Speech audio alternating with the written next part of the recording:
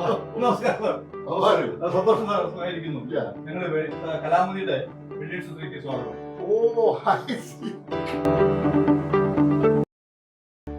അരനൂറ്റാണ്ടിലേറെയായി മലയാള ചലച്ചിത്ര രംഗത്ത് നിറസാന്നിധ്യമാണ് പ്രശസ്ത സംവിധായകനായ ഹരിഹരൻ.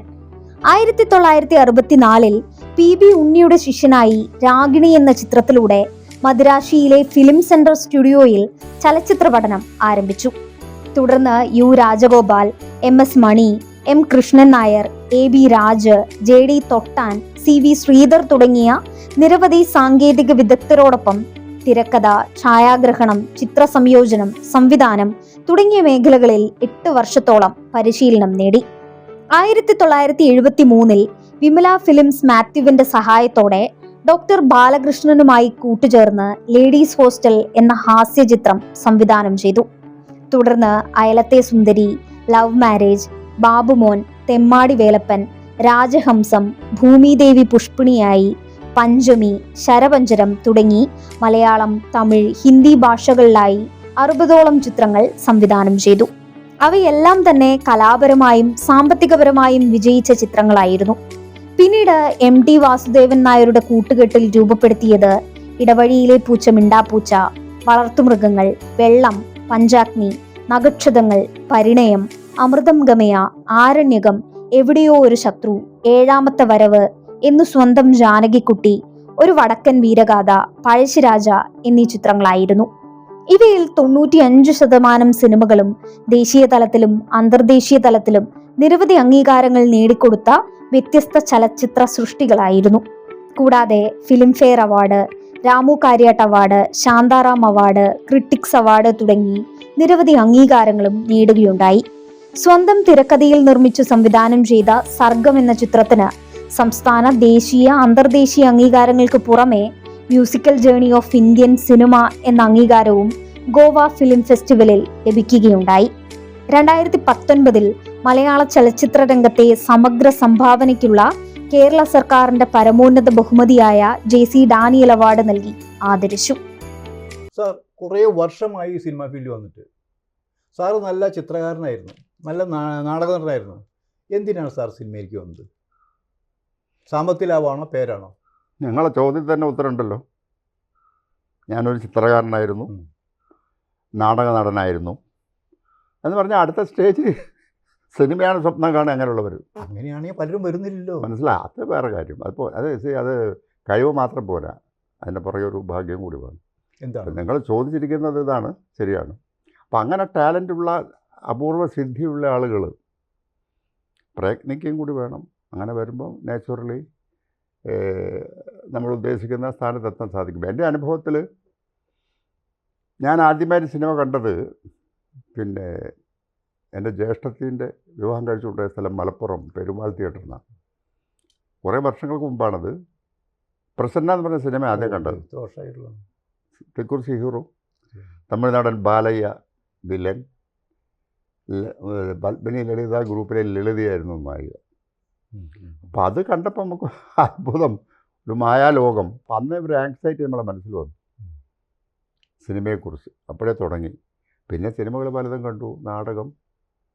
നാടകത്തിൻ്റെ ആചാര്യന്മാരായിട്ടൊക്കെ ബന്ധപ്പെട്ടു. നമ്മുടെ കൂടെയുള്ള നാടകത്തിൽ അഭിനയിച്ച പലരും സിനിമയിലേക്ക് പോയി.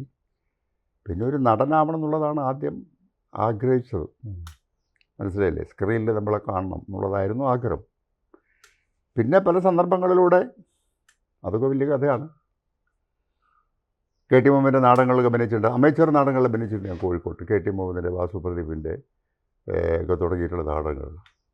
അപ്പോൾ അങ്ങനെ KT മുഹമ്മദ് പലരെയും ഇവിടുത്തെ സിനിമയിലേക്ക് പ്രൊമോട്ട് ചെയ്തു. ബാലയ്ക്ക് നായരെ, പപ്പുവിന്, ഉമ്മറിനൊക്കെ. അങ്ങനെ ഒരു കാലം ഉണ്ടായിരുന്നു. അപ്പോൾ എനിക്കും എന്താ സിനിമയിൽ. അപ്പോൾ അങ്ങനെ ഞാൻ ഈ ഡ്രോയിങ് പെയിൻറ്റിങ്ങൊക്കെ ഡിപ്ലോമ എടുത്തിട്ട് ഡ്രോയിങ് ടീച്ചറായിട്ട് ഇവിടെ കോഴിക്കോട് വർക്ക് ചെയ്യുന്ന കാലത്ത് സേതുമാധവൻ വന്നു, ഓടയിൽ നിന്നോ എതിർപ്പുറത്തിൻ്റെ 50ാം ദിവസം.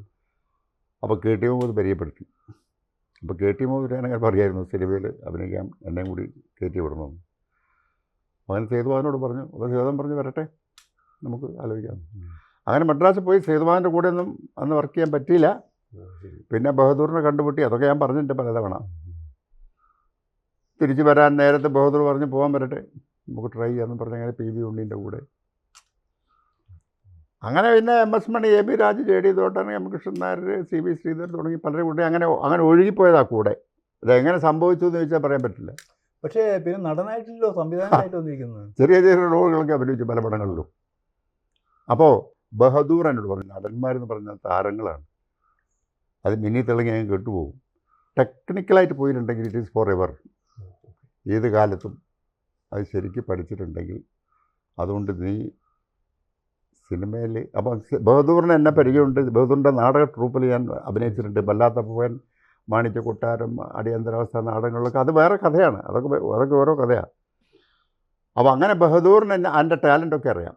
ഞാൻ നാടകം എഴുതാനൊക്കെ സ്ക്രിപ്റ്റിൽ സഹായിച്ചിട്ടുണ്ട്. അന്നത്തെ ആളുടെ അഭിനയിച്ചിട്ടുണ്ട്. ആ നാടകത്തിൽ പാട്ട് പാടിയിട്ടുണ്ട്. പ്രേംനവാസ്, പിന്നെ പറവൂർ ഭരതൻ ഇവരൊക്കെയായിരുന്നു കൂടെ അഭിനയിച്ചിരുന്നത്.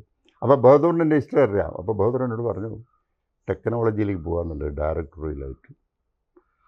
ബഹദൂർ എന്നെ പരിചയപ്പെടുത്തി യുവരാജ് ഗോപാലിന്. ചെമ്മീൻ കഴിഞ്ഞ കാലഘട്ടം യുവരാജ് ഗോപാൽ ഒരു സിനിമ ഡയറക്റ്റ് ചെയ്യുന്നുണ്ടായിരുന്നു, മാണിക്കൂട്ടർ കലാലയൻ്റെ. അപ്പോൾ അതിനകത്ത് യുവരാജ് ഗോപാലിൻ്റെ കൂടെ പോയി ഫോട്ടോഗ്രാഫി ചേർന്നു. അത് പഠിച്ചു കുറേ. പിന്നെ സ്ക്രിപ്റ്റ് എഴുതാൻ പഠിച്ചു, ഡയറക്ഷൻ പഠിച്ചു. അങ്ങനെ പിന്നെ അത് ആ സിനിമയുടെ ഒഴുക്കിൽ ഞാൻ എങ്ങനെയോ പലരുമായിട്ട് സത്യനെ പരിചയപ്പെട്ടു. സത്യൻ മാഷ് പിന്നെ പല ഡയറക്ടർമാരെയും പരിചയപ്പെടുത്തി. AB രാജന് കൃഷ്ണനൊക്കെ സത്യൻ സാറെ പരിചയപ്പെടുത്തി. മലബാറിൽ നിന്നൊരു ചെറുക്കം വന്നിട്ടുണ്ട്, അവൻ കൊള്ളാമെന്നൊക്കെ പറയും. അങ്ങനെ അതൊക്കെ വലിയ കഥയാണ്. അതൊക്കെ പറയാമെന്നുണ്ടെങ്കിലും പിന്നെ ഒരുപാട് പറയാനുണ്ടാവും. സർ, താങ്കൾ ഗൗരവക്കാരനായ ഒരു ഉത്തമ പുരുഷനാണ്. പക്ഷെ അങ്ങനെയുള്ള ഒരാളിൽ നിന്ന് എങ്ങനെയാണ് ഈ ചിരിപ്പിക്കുന്ന ഒരു സിനിമ, കോമഡി സിനിമ ഇത് സക്സസ് ആയി എടുക്കാൻ കഴിഞ്ഞത്? ഞങ്ങൾക്ക് അതേറെ ആഗ്രഹമുണ്ട്. ഗൗരവക്കാരനായ ഒരു പുരുഷനാണെന്ന് പറയുമ്പോൾ അതെൻ്റെ അപ്പിയറൻസാണ്. അതിൽ ഞാൻ ഉത്തരവാദിയല്ല, എൻ്റെ അപ്പിയറൻസാണ്. അതിപ്പോൾ നിങ്ങൾ കണ്ടില്ലേ, ഇപ്പം സത്യൻ മാഷ് കണ്ടു കഴിഞ്ഞാൽ ഭയങ്കര ഗൗരവമാണ്.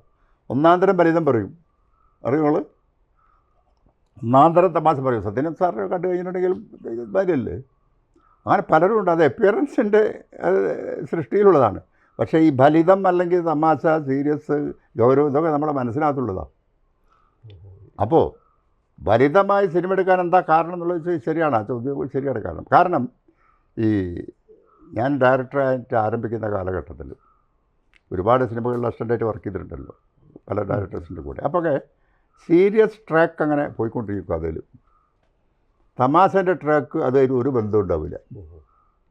അപ്പോൾ സ്ക്രിപ്റ്റ് എഴുതിയ അവസരത്തിൽ എഴുത്തുകാർ ഇവിടെ ഒരു കോമഡി സീൻ എഴുതി വയ്ക്കും.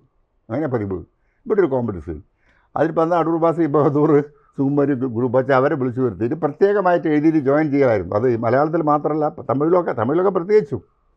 ഇത് ഞാൻ അനുഭവപ്പെട്ടിട്ടുണ്ട്. കോമഡി സീൻ SLPS ഒക്കെ എഴുതി വയ്ക്കുക, SLPS ആണെന്നുണ്ടെങ്കിൽ ഇവിടെ ഒരു കോമഡി സീൻ. അപ്പോൾ ബാസീനൊക്കെ വിളിച്ചോ കൺസൾട്ട് ചെയ്തിട്ട് വേറെ എഴുതും. പക്ഷേ ഈ ട്രാക്ക് ഒന്ന് മാറ്റണം തോന്നി എനിക്ക്. എന്തിനങ്ങനെ കോമഡി എന്തുകൊണ്ട് മെയിൻ സ്റ്റോറിയിൽ മിക്സ് ആയിക്കൂടാ? മനസ്സിലായില്ലേ? പിന്നെ ഒരു ഡയറക്ടറെ സംബന്ധിച്ചോളം പിന്നെ ഹ്യൂമറിനൊരു ഡയറക്ടർ അല്ലെങ്കിൽ പിന്നെ സീരിയസിനൊരു ഡയറക്ടർ ഒന്നുമില്ല. എല്ലാം ഒരു സംവിധാനങ്ങൾ ഉണ്ടായിരിക്കണം. ഹ്യൂമർ സെൻസ് ഉണ്ടാവണം, സീരിയസ് സെൻസ് ഉണ്ടാവണം, റൊമാൻറ്റിക് ആയിട്ടിരിക്കണം. ഇതൊക്കെ അത് നമ്മൾ പ്രിപ്പയർ ചെയ്യുന്നതാണത്. അപ്പോൾ അങ്ങനെ വന്നപ്പോൾ എനിക്ക് തോന്നി ഈ 2 ലൈൻ മാറ്റുക, ഒരു കോമഡി ട്രാക്ക്, ഒരു തിയേറ്റർ, ഇത് രണ്ടും കൂടി മിക്സ് ചെയ്യുക. അതിനനുസരിച്ചുള്ള ഒരു തീം സെലക്ട് ചെയ്യുക, അതിനനുസരിച്ചുള്ള ക്യാരക്ടറൈസേഷൻ ഉണ്ടാക്കുക. അങ്ങനെയാണ് ലേഡീസ് ഹോസ്റ്റലിലെടുത്തത്. അപ്പോൾ അതാ ആളുകൾക്ക് ആദ്യം തന്നെ അത് പടമൊക്കെ എടുത്തു കഴിഞ്ഞിട്ട് വാസു സ്റ്റുഡിയോയിൽ ഷോട്ട് ഇപ്പോൾ എല്ലാവരും പടം കണ്ടു. ഭയങ്കര ത്രോട്ട് ചിരിച്ചു ആള്. അന്ന് പ്രേംനസീൻ്റെ അനിയൻ പ്രേംനവാസ് പുറത്തേക്ക് വന്ന് എന്നോട് ചോദിച്ചു, താൻ എന്ത് പണി ചെയ്തത്? ഇത് ഞാൻ എഴുതിയിട്ടുണ്ട് കേട്ടോ, ഇപ്പോൾ കെട്ടുകഥ പറയുന്നതല്ല. താൻ എന്ത് പണി ചെയ്തത്? എൻ്റെ ചേട്ടനെ കൊണ്ടുപോയിട്ട് അടൂർ ബാസിൻ്റെയും ബഹദൂറിൻ്റെയൊക്കെ ഇടയിൽ വിദൂഷകനായി മാറ്റിയിരിക്കുകയാണല്ലേ. ഇതൊക്കെ മനുഷ്യൻ കാണും തോന്നുന്നുണ്ടോ നിങ്ങൾക്ക്? ആരാണ് ഇത് ഡിസ്ട്രിബ്യൂട്ടർ ചെയ്തത്? ഞാൻ പറഞ്ഞു വിവല ഫിലിംസാണ്. ശരി, ഞാൻ പറഞ്ഞ ആളോട് എന്നാൽ മതി. എന്നോട് ബഹളം വെച്ചു. ഞാനൊന്നും മിണ്ടിയില്ല, ഓരോരുത്തരുടെ ഇടയല്ലേ. അത് കേട്ടോണ്ടിരുന്ന T വാസുദേവൻ എന്നെ വിളിച്ചു. നിങ്ങൾ അയാൾ പറയുന്നത് കേട്ടിട്ട് അപ്സെറ്റ് ആവേണ്ട കേട്ടോ. Picture is very interesting. This is going to be a new trend in Malayalam cinema, don't worry എന്ന് പറഞ്ഞു എന്നോട് T വാസുദേവൻ. ഇത് ഞാൻ ഇപ്പം പറയുന്നതെല്ലാം മുമ്പ് എഴുതിയിട്ടുണ്ട്. അപ്പോൾ എനിക്ക് ആശ്വാസം. അന്ന് ഇതിനെപ്പറ്റി ഒന്നും അറിയില്ല, ജനങ്ങൾക്ക് എന്താ ഇഷ്ടപ്പെടുക എന്നുള്ളതിനെപ്പറ്റിയൊന്നും ഞാൻ ചിന്തിച്ചിട്ടില്ല, അതിപ്പോഴും ചിന്തിക്കാറില്ല. എനിക്കെന്താ ജനങ്ങളിലേക്ക് കൊടുക്കാനുള്ളത്, പുതുതായിട്ട് എന്ത് ചെയ്യാൻ പറ്റുമെന്നാണ് ഇപ്പോഴും ചിന്തിക്കുന്നത്. സാധിച്ചിട്ടുണ്ടോയെന്ന് അറിയില്ല. ഒരു സിനിമ ഒന്നും അതേമാതിരി എടുക്കുക എന്നുള്ളതിൽ വ്യത്യസ്തമായിട്ട് എന്ത് ചെയ്യാൻ പറ്റും. അപ്പോൾ അങ്ങനെയാണ് ഇത് ട്രാക്ക് ഉണ്ടാക്കിയിട്ടുള്ളത്. ഒരു മെയിൻ തീമാത് ഇന്നും പ്രസക്തമാണത്. വലിയ ധനാഢ്യനായ ഒരു പെൺകുട്ടി, ആ പെൺകുട്ടിനെ നല്ലൊരു ഭർത്താവിനെ ഏൽപ്പിക്കണമെന്നാണ് അയാളുടെ മനസ്സിലുള്ളത്. കാര്യം മനസ്സിലായില്ലേ? അങ്ങനെ പലരെയും നോക്കി പ്രേം നസീറിനെ കണ്ടു, ഇഷ്ടപ്പെട്ടു, അയാൾക്കാണെങ്കിൽ കല്യാണം കഴിക്കാൻ താല്പര്യമില്ല. അപ്പോൾ ആളെ കൊണ്ട് എങ്ങനെ കല്യാണം കഴിപ്പിക്കാം എന്നുള്ളതാണ് തമാശയായിട്ട് നമ്മൾ അവതരിപ്പിച്ചിരിക്കുന്നത്. ഇന്നും ആ പ്രമേയത്തിന് പെൺകുട്ടികളുള്ള അച്ഛന്മാർക്ക് ആ ആഗ്രഹം ഉണ്ടാവും അല്ലേ, നല്ലൊരാൾ ഏൽപ്പിക്കണം. അത് വെച്ചിട്ടാണ് ട്രീറ്റ്മെൻറ്റ് ഉണ്ടാക്കി. ആ തീം ഞാൻ തന്നെയാണ് ഡോക്ടർ ബാലകൃഷ്ണനെ കൊണ്ട് എഴുതിച്ച് പിന്നെ പ്രൊഡ്യൂസ് ചെയ്തിരിക്കുന്നത്. ബൈ ദ വൈ, ഇപ്പം ഞാൻ എങ്ങനെയാണ് ഡയറക്ടറായത് എന്നുള്ളത് കൂടി ഈ അവസരത്തിൽ പറയുന്നത് നന്നായിരിക്കും അല്ലേ. ശബരിമല ധർമ്മശാസ്ത്ര എന്നുള്ള പടം 1971 hit cinema, Krishnadas sir direction. അപ്പോൾ അന്ന് കൃഷ്ണദാസ് സാർ വളരെ ബിസിയായിരുന്നു, തമിഴ് തെലുങ്ക് പടങ്ങളൊക്കെ ആയിട്ട്. അപ്പോൾ അങ്ങനെ 1-2 സെറ്റിൽ കൃഷ്ണദാസ് സാർ വന്നു. അതിനുശേഷം കൃഷ്ണദാസ് സാർ വളരെ ബിസിയായത് കാരണം എന്നെ ഏൽപ്പിച്ചു. ഇടയ്ക്കിടയ്ക്ക് വരും, ഷൂട്ടിംഗ് കഴിയും, വൈകുന്നേരം വന്ന് സ്റ്റുഡിയോയിൽ വന്ന് ലാബിൽ വന്ന് റഷൊക്കെ കാണും, എന്തെങ്കിലും കറക്ഷൻ ഉണ്ടെങ്കിലൊക്കെ പറയും. അങ്ങനെയാണത് പടം തീർത്തത്. ഞാനും രഘുനാഥ് ഉണ്ടായിരുന്നു അസോസിയേറ്റ് ഡയറക്ടർ, ഞങ്ങളാണത്. അപ്പോൾ അങ്ങനെ യു രാജഗോപാൽ ക്യാമറമാൻ. അപ്പോൾ അങ്ങനെ ആ പടം അന്ന് പുലിനൊക്കെ തന്നത് ചിന്നപ്പത്തേവരായിരുന്നു.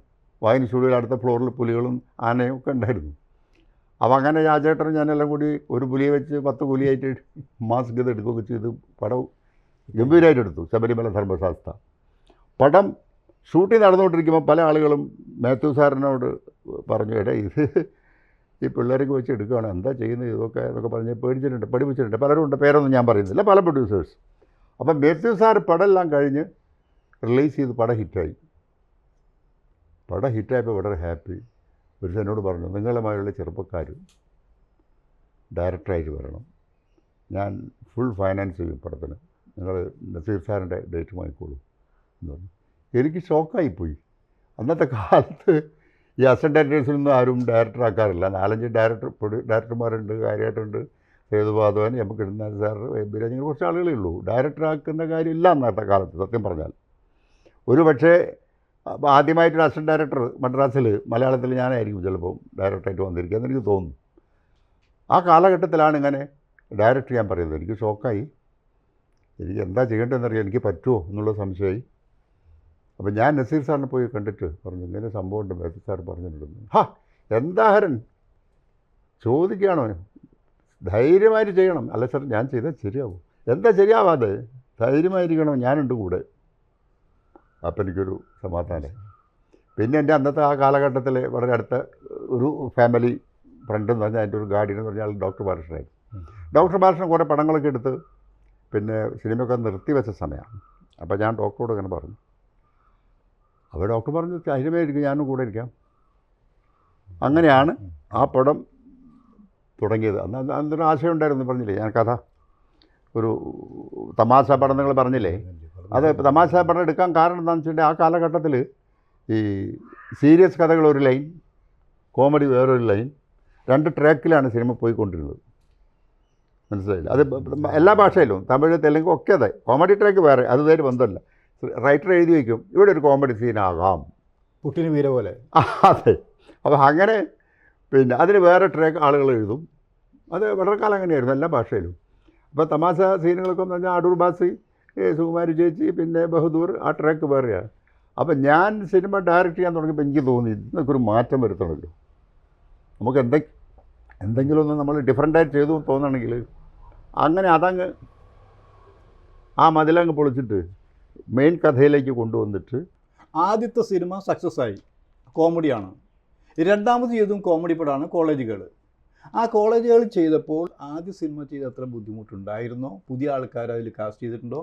പുതിയ ആൾക്കാരെ കാസ്റ്റ് ചെയ്യാനുള്ള കാരണങ്ങൾ എന്താണെന്നുള്ളത്. പിന്നെ ആ കോമഡി ഒരു ട്രെൻഡായി മലയാള സിനിമയിൽ പോയി. അപ്പോൾ ആദ്യത്തെ സിനിമ ഞാൻ ചെയ്യുമ്പോൾ അതിന് ബുദ്ധിമുട്ടുണ്ടായി നിങ്ങളോട് ആര് പറഞ്ഞു? എനിക്കറിയാം. അത് ശരി. അല്ല, അതുണ്ടാവുമല്ലോ. അതൊരു അടിയുടെ പക്കത്ത് വരെത്തിയില്ലേ? അത് ബുദ്ധിമുട്ടെന്ന് പറയുന്നത് പിന്നെ എന്തിനും ഒരു സ്ട്രഗ്ലിംഗ് ഉണ്ട്. അതിപ്പോൾ സിനിമയ്ക്ക് എന്നുള്ളതല്ല, ഏത് ബിസിനസ്സിനും എന്തിനൊരു സ്ട്രഗ്ലിംഗ് ഉണ്ട്. അതിൽ കവിഞ്ഞൊരു ബുദ്ധിമുട്ടൊന്നും പറയാനൊന്നുമില്ല. എന്നെ സംബന്ധിച്ചോളം അതൊരു വളരെ എന്താ പറയണ്ടത്, വളരെ ആദ്യമായിട്ടൊരു അവസരം കിട്ടുക, അതിന് പ്രവർത്തിക്കുക എന്ന് പറയുമ്പോൾ ഉണ്ടാകുന്ന ഒരു സന്തോഷം ഉണ്ടാവുമല്ലോ. അത് മോർ എനർജറ്റിക് ആയിരുന്നു അത് വാസ്തവത്തിൽ പറഞ്ഞാൽ. നമ്മൾ പുതുതായിട്ടൊരു രംഗത്തേക്ക് വരുന്നു, അപ്പോൾ അതിൽ ബുദ്ധിമുട്ടൊന്നും പറയേണ്ട കാര്യമില്ല. എല്ലാവരും സഹകരിച്ചിട്ടുണ്ട്. പിന്നെ പുതിയ ആളുകളെ പലരും ഇൻട്രൊഡ്യൂസ് ചെയ്തിട്ടുണ്ട്. പലർക്കും അതറിയില്ല. കൊച്ചിൻ ഹനീഫ അതിലാണ് വന്നിട്ടുള്ളത്. ആരും പറഞ്ഞു കേട്ട് കാണില്ല. ഞങ്ങൾ എറണാകുളത്തൊരു പുതുമുഖങ്ങൾക്ക് ഒരു ഇൻ്റർവ്യൂ വെച്ചിരുന്നു, ഞാനും ഡോക്ടർ ബാലകൃഷ്ണ കുപ്പാട്, ശ്രീകുമാര തമ്പി ഉണ്ടായിരുന്നു. അന്ന് ഇൻ്റർവ്യൂവിൽ പലരും വന്നിരുന്നു. ആ കൂട്ടത്തിൽ കൊച്ചിൻ ഹനീഫ, വേറെ ആരൊക്കെ ഉണ്ടായിരുന്നു. പിന്നെ അതിൽ വേറെ കുറേ പുതിയ ആളുകളായിട്ട് പേരൊന്നും എനിക്കിപ്പോൾ ഓർമ്മയില്ല. അത് 73 വരെയല്ലേ. പുതുമുഖങ്ങളെ ഇൻട്രൊഡ്യൂസ് ചെയ്യുന്നത് എന്താണെന്ന് വെച്ചാൽ, നമ്മൾ പുതുമുഖമായിട്ടാണ് വന്നിരിക്കുന്നത് സിനിമയിലേക്ക്. അപ്പോൾ പുതുതായിട്ട് അവസരങ്ങൾ തേടി വരുന്ന ആളുകളുടെ മനോവികാരം എന്താണെന്ന് നമുക്കറിയാം. അപ്പോൾ ടാലൻറ്റ് നോക്കിയിട്ട് അത് ഏത് കാലത്തും, അത് കോളേജുകളിൽ മാത്രമൊന്നുമല്ല, നമ്മുടെ സിനിമേൻ്റെ പ്രവർത്തന രംഗത്ത് ടാലൻ്റായിട്ട് നല്ല പിന്നെ നടനോ നടിയോ മ്യൂസിക് ഡയറക്ടറോ എഴുത്തുകാരോ ഉണ്ടെങ്കിൽ ഞാൻ പ്രൊമോട്ട് ചെയ്യാൻ ശ്രമിച്ചിട്ടുണ്ട്. That is a duty of a director, introducing new faces, promote ചെയ്യുക എന്നുള്ളത് അതൊരു ധർമ്മം എന്നുള്ള എനിക്ക് ചെയ്യുന്നതാണ്. അതിപ്പോഴും ചെയ്തുകൊണ്ടിരിക്കുന്നുണ്ട്. പിന്നെ കോമഡി എന്നെ എടുത്തുകൊണ്ടിരുന്നത് എന്താണെന്ന് ചോദിച്ചത്, എന്താ പറയുക, ഞാൻ രംഗത്തേക്ക് വന്നിട്ടേ ഉള്ളൂ. അതിന് മുമ്പ് തന്നെ ഞാൻ വേറെ രംഗത്തേക്ക് ആർട്ട് ഫിലിം എടുക്കാൻ പോകണോ? കോമഡിയിൽ തുടങ്ങിയപ്പോൾ പിന്നെ കോമഡി എടുത്ത് നോക്കുക. ഇവിടെ ഡിസ്പോർട്ട് അതായിരുന്നു ആവശ്യം. കോളേജുകൾ എടുത്തു, ആലസുന്ദരി എടുത്തു, ലവ് മാരേജ് എടുത്തു, ഒക്കെ ഹിറ്റായിരുന്നു. പ്രേം നസീർ അതെൻ്റെ കഴിവല്ല, എൻ്റെ കഴിവുണ്ടില്ല എന്നല്ല, പക്ഷേ പ്രേം നസീർ എന്ന നടൻ്റെ ഇമേജ് ആയിരുന്നു അതിൻ്റെ പിൻബലം. ആ കാലത്ത് എല്ലാ പടത്തിലും പ്രേം നസീറായിരുന്നു. അതെ, ആ പിൻബലമാണ് എൻ്റെ സക്സസ്. അതാണ് എൻ്റെ മാത്രമെന്ന് പറയുന്നില്ല. അത് കഴിഞ്ഞ് എല്ലാവരും നിങ്ങൾ പറഞ്ഞ പോലെ, ടി വാസുദേവൻ പറഞ്ഞ പോലെ, എല്ലാവരും അതൊരു സിനിമയിലെ ഒരു ട്രെൻഡാണിത്. അതിപ്പോഴുമില്ല, ആ കാലത്തുണ്ട് ഈ കാലത്തുണ്ട്. ഏതെങ്കിലും ഒന്ന് ഹിറ്റായി കഴിഞ്ഞാൽ പിന്നെ ആ ട്രെൻഡ് പിടിക്കും. അത് ബിസിനസ്സുകാരുടെ ഇതിലാണ്. എന്നെ സംബന്ധിച്ചോളം ഞാൻ ആ ട്രെൻഡിൽ നിന്നും മാറും എപ്പോഴും. കാരണം അതൊരു ട്രാക്ക് എല്ലാവരും പോയിക്കൊണ്ടിരിക്കുമ്പോൾ വഴിയൊന്നും മാറി സഞ്ചരിക്കാമെന്ന് വിചാരിച്ചിട്ടാണ് പിന്നീട് നമ്മൾ പിന്നെ രാജഹംസം, ഭൂമിദേവി, പുഷ്പിണിയായി, ബാബു മോഹൻ എന്നുള്ളത്. അതിലും നമുക്കൊരു നോക്കുമ്പോൾ അതും ഹിറ്റായി കിട്ടി. അതിലൊക്കെ പ്രേംനസീറുണ്ടായിരുന്നു. അപ്പോൾ ഓരോ കാലഘട്ടത്തിലും ഒരു ട്രെൻഡിലേക്ക് വന്ന് ആ ട്രെൻഡ് ആളുകൾക്ക് പിടിക്കാൻ തുടങ്ങിയ വേറെ ട്രെൻഡിലേക്ക് ഞാൻ പോയിട്ടുണ്ട്. അതെൻ്റെ ചരിത്രം പരിശോധിച്ചാൽ അറിയാൻ നമുക്ക്. സാറ് ഈ കോമഡി ട്രാക്ക് തുടങ്ങി, അത് പലരും അനുകരിച്ചപ്പോൾ സാർ ആ ട്രാക്ക് മാറ്റി. പിന്നെ ആ ട്രാക്കിനെയും മറ്റുള്ളവർ അംഗീകരിച്ചപ്പോൾ സാറ് പിന്നെ ആക്ഷൻ പടങ്ങളിലേക്ക് പോയി. ആക്ഷൻ പടങ്ങൾ തൊട്ട് വന്നപ്പോൾ സാറ് പ്രണയകഥകളിലേക്ക് പോയി. പ്രണയകഥ വന്നപ്പോൾ ചരിത്ര കഥകളിലെത്തി. അപ്പോൾ ഒരു സംവിധായകന് വ്യത്യസ്ത മുഖങ്ങളായിട്ട്, അതായത് എല്ലാത്തരം സിനിമകളും ചെയ്യാൻ കഴിയുമെന്ന് സാറ് തെളിയിച്ചു. ഇതെങ്ങനെ കഴിഞ്ഞു എന്നുള്ളതാണ്.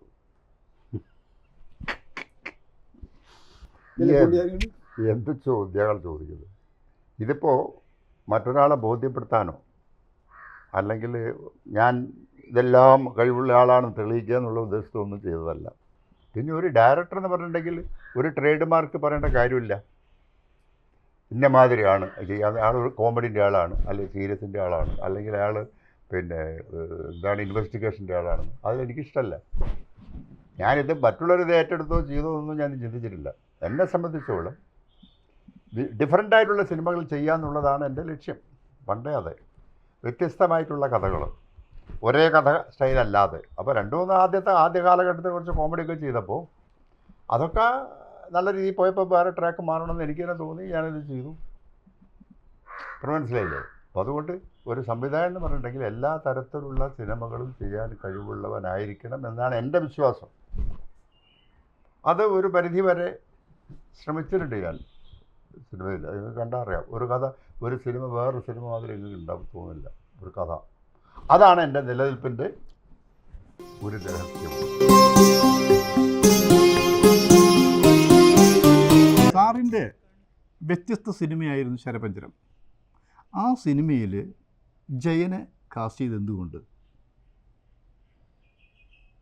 അതിപ്പോൾ ഒരു വലിയ കഥയാണത്, ഒരു വലിയ കഥയാണ്.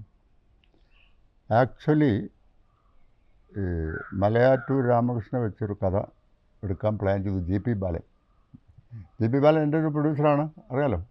ആലസുന്ദരി, love marriage, Babu Mohan, Thammadi Velappan, Chanthamani films, എല്ലാ ഹിറ്റ് പടങ്ങളും. അങ്ങനെ മലയാറ്റൂരിനെ വെച്ചിട്ടൊരു പടം സ്ക്രിപ്റ്റിൻ്റെ അടുത്ത് കൊണ്ടുവന്നു. അതിൻ്റെ പേര് ചെമ്പുള്ളി കരിമ്പുള്ളി എന്നാണ്. ഓ ശരി. അത് എം ഒ ജോസഫിന് വേണ്ടി എഴുതിയതായിരുന്നു. അപ്പോൾ ഇതെടുക്കാൻ പറ്റുമെന്ന് ചോദിച്ചപ്പം എനിക്കതിൽ അത് ആ സ്ക്രിപ്റ്റ് വാങ്ങി ബാലൻ പണം കൊടുത്തിട്ട്. അപ്പോൾ സ്ക്രിപ്റ്റ് വായിച്ച് നോക്കുമ്പോൾ എനിക്കത്ര താല്പര്യം തോന്നിയില്ല. അപ്പം നമ്മൾ എന്ത് ചെയ്യാം, മലയാറ്റൂരെ കൊണ്ട് വേറെ പടം ചെയ്യിക്കാം.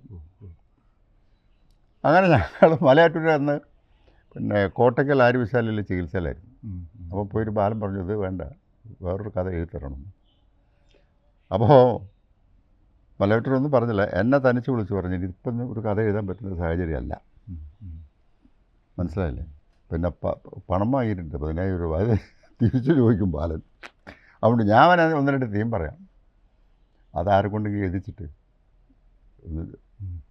ആ ഗുരുമാനം ഒന്ന് രക്ഷപ്പെടുത്തും. അങ്ങനെ ഒരു കഥേൻ്റെ ഒരു എലിമെൻറ്റ് പറഞ്ഞു. അത് ഒരു എസ്റ്റേറ്റ് ഓണർ, ആൾ ആർട്ട് പേഷ്യൻ്റ്, ഒരു മാനേജർ വരുന്നു, പുതിയ മാനേജർ, ഇയാൾ ആർട്ട് പേഷ്യൻ്റാണ്. പുതിയ മാനേജറും ഭാര്യയും തമ്മിലൊരു അവിഹിത ബന്ധം ഉണ്ടാകുന്നു.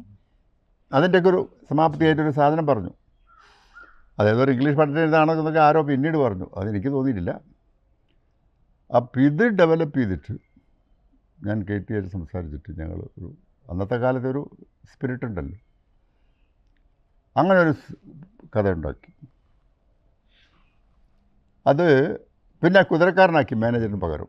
ആ മാറ്റങ്ങളൊക്കെ പിന്നീട് വരുത്തിയിട്ടുള്ളതാണ്. ഞാനൊരു ട്രീറ്റ്മെൻറ്റ് ഉണ്ടാക്കി, അതിനത് എഴുതിയിട്ടുണ്ട് തിരക്കഥ ഞാനാണെന്ന് പറഞ്ഞിട്ട്. അത് KT വെച്ച് ഡയലോഗ് ചെയ്തിട്ട്. അപ്പോൾ അതിന് സത്യം പറഞ്ഞാൽ ആദ്യം മധുവിനെ ഇടാനായിരുന്നു ഉദ്ദേശിച്ചിരുന്നത്, അത് മാനേജറിനുള്ളതിൽ. അപ്പം മധുവിൻ്റെ ഡേറ്റിന് ഒരുപാട് ഡിലേ വന്നു. അപ്പോൾ ആ കാലത്ത് ജയൻ എൻ്റെ കൂടെ വന്നിട്ട് ഇങ്ങനെ എനിക്കൊരു ഒരു ഒരു ഒരു ലിഫ്റ്റ് വേണം, ഒരു പുഷിങ് വേണം എന്നൊക്കെ പറഞ്ഞ് വരുമായിരുന്നു. അപ്പോൾ എനിക്ക് ആലോചിച്ചു, അങ്ങനെയാണ് ഈ ജയനെ അതിൽ കാസ്റ്റ് ചെയ്യാൻ പറഞ്ഞു ഞാൻ, അത് GP ബാലനോട്, പ്രൊഡ്യൂസറോട്. ഇപ്പം ഡിസ്ട്രിബ്യൂട്ടേഴ്സൊക്കെ എതിർത്തു. കാരണം ജയനെന്ന് ഈ വില്ലൻ റോൾ അഭിനയിച്ചുകൊണ്ടിരിക്കുന്ന കാലഘട്ടമാണ്. പക്ഷേ ഞാൻ എൻ്റെ മനസ്സിൽ കൺസീവ് ചെയ്തിരിക്കുന്ന ഒരു ക്യാരക്ടർ ഉണ്ടല്ലോ, കുതിരക്കാരൻ, അതിന് ജയൻ കറക്റ്റാണ്. അങ്ങനെ പ്രൊഡ്യൂസർ പറഞ്ഞു അത് നോക്കണ്ട, ഡിസ്ട്രിബ്യൂട്ടേഷൻ നോക്കണ്ട, സാറിന് ഓക്കെയാണോ. അത് അന്നത്തെ GP ബാലന് എന്നെ പറ്റി പറയാനിരിക്കാൻ വയ്യ. കാരണം ബാലൻ എന്ന് വെച്ചിട്ടുണ്ടെങ്കിൽ പ്രൊഡ്യൂസേഴ്സ്, അതാണ് എൻ്റെ ഒരു ഫ്രീഡം. അതാണ് തുടർച്ചയായിട്ട് കുറേ പടങ്ങളെടുത്ത് ബാലൻ, ആലസുന്ദരി, ലവ് മാരേജ്, ബാബു മന്ദം, മടിവേലപ്പൻ, തോൽക്കാനിക മനസ്സില്ല, ലാഭ. കാരണം എന്നെ വിശ്വാസമാണ്, സാറിന് ഓക്കെയാണോ കഥ, സാറിന് ഓക്കെയാണോ, അതാണ്. അങ്ങനെ ജയൻ സാറിന് ഓക്കെയാണോ എന്ന് ചോദിച്ചു. അതേന്ന് പറഞ്ഞു. ജയനെ ഫിക്സ് ചെയ്തു. ജയനെ ബാലൻ്റെ വീട്ടിൻ്റെ ടെറസിൽ വെച്ചിട്ട് ആ ക്യാരക്ടർ മോൾഡ് ചെയ്യാൻ വേണ്ടി സംഭാഷണ ശൈലി, പിന്നെ നടപ്പ്, ഇതൊക്കെ കോച്ച് ചെയ്തു ഞാൻ. ഇതൊന്നും ഇപ്പോൾ ചരിത്രത്തിൽ നിങ്ങൾ കേട്ട് കാണില്ല. അതുമാതിരി ഇപ്പം മനോജ് കേജൻ ചെയ്തിരുന്നു സർഗത്തിൽ. അപ്പോൾ നമ്മുടെ മനസ്സിലൊരു ക്യാരക്ടറാണെന്നുണ്ടെങ്കിൽ അതിനെപ്പറ്റി നമുക്ക് പറഞ്ഞു കൊടുക്കേണ്ടി വരും. അങ്ങനെയാണ് ഞാൻ ചെയ്യുന്നൊരു പരിപാടി. അത് കഴിഞ്ഞ് പടം ഹിറ്റായി പടത്തിൽ. പിന്നെ അതിൽ ഒരുപാട് സംഭവമുണ്ട്. കുതിര മസാജ് ചെയ്തൊക്കെ, അതൊരു ഹൈലൈറ്റ് സാധനമാണ്. കുതിര മസാജ് ചെയ്യുന്ന സ്ക്രിപ്റ്റിൽ എഴുതിയതല്ല. ഒരു ദിവസം രാവിലെ ഞാനും മല്ലിറാനും കൂടി പിന്നെ പുറമേക്ക് രാവിലെ പ്രഭാതത്തിൽ വന്നിട്ട് അവിടെ ടോട്ടലൊക്കെ എന്തെങ്കിലുമൊക്കെ കാണുന്നതൊക്കെ എടുക്കും. ഒരു ദിവസം ഓടേക്കനാലിലെ ബംഗ്ലാവിൻ്റെ പുറത്തേക്ക് ഞങ്ങൾ പ്രഭാതത്തിൽ വന്നപ്പോൾ കുതിരപ്പന്തിയിൽ അതിൻ്റെ ഒറിജിനൽ കുതിരക്കാരൻ ഇങ്ങനെ കുതിര മസാജ് ചെയ്യുന്നു, ഡ്രോസൊക്കെ ഇട്ടിട്ട്. അപ്പോൾ അത് കണ്ടപ്പോൾ ഞാൻ ചോദിച്ചു, ജയനായിട്ടിട്ട് ഇങ്ങനെ ഇതൊന്ന് ചെയ്യിച്ചാൽ എന്താ എവിടെയെങ്കിലും ഉപയോഗിച്ചുകൂടെ എന്ന് ചോദിച്ചു. അപ്പം മല്ലിറാന് അറിയാമല്ലോ, ആ കൂടെ ജയനെ കൂടെ എന്ന് പറഞ്ഞിട്ട് അസിസ്റ്റൻ്റ് ആർട്ടിസ്റ്റിനൊക്കെ പറഞ്ഞിട്ട് ഹൈലൈറ്റ് കൊണ്ടുവന്നു. അപ്പോൾ വെറുതെ ജയൻ ഇങ്ങനെ കാണിക്കാൻ പറ്റില്ല. അപ്പോൾ ഞാൻ ഷീലയെ വിളിച്ചിട്ട് മേക്കപ്പ് ചെയ്യാൻ പറയാം, ടെറസിൻ്റെ മുകളിൽ ജയിലിൽ പോകുമ്പോൾ കാണുന്നു. അങ്ങനെ എടുത്തിട്ടു. സത്യം പറഞ്ഞാൽ ശരി, ഇതാണ് സംഭവം. അപ്പോൾ അതാണ് നമ്മൾ ഈ ക്രിയേറ്റീവ് എന്ന് പറഞ്ഞിട്ടുണ്ടെങ്കിൽ നമുക്ക് ഇപ്പോൾ ഒരു സ്ക്രിപ്റ്റ് എഴുതി കഴിഞ്ഞു, അത് ശുഭം എന്ന് എഴുതി കഴിഞ്ഞു, അത് കിട്ടിക്കഴിഞ്ഞാൽ അതിലുള്ള വരികൾ ഷോർട്ട് ബൈ ഷോർട്ട് എടുക്കുക എന്നൊരു മെത്തേഡ് എനിക്കില്ല. സ്ക്രിപ്റ്റ് ഒരു ബേസാണ്, ഒരു ബ്ലൂ പ്രിൻ്റാണ്.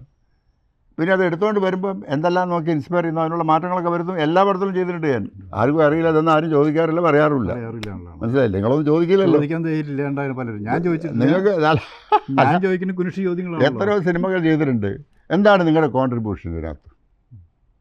ആരും ചോദിച്ചില്ല. നിങ്ങളുടെ മാതിരിയുള്ള ഒരു എന്താ പറയേണ്ടത് പ്രഗത്ഭന്മാരായിട്ടുള്ള ആളുകളൊന്നും അത് ഞാൻ പറയാറുമില്ല.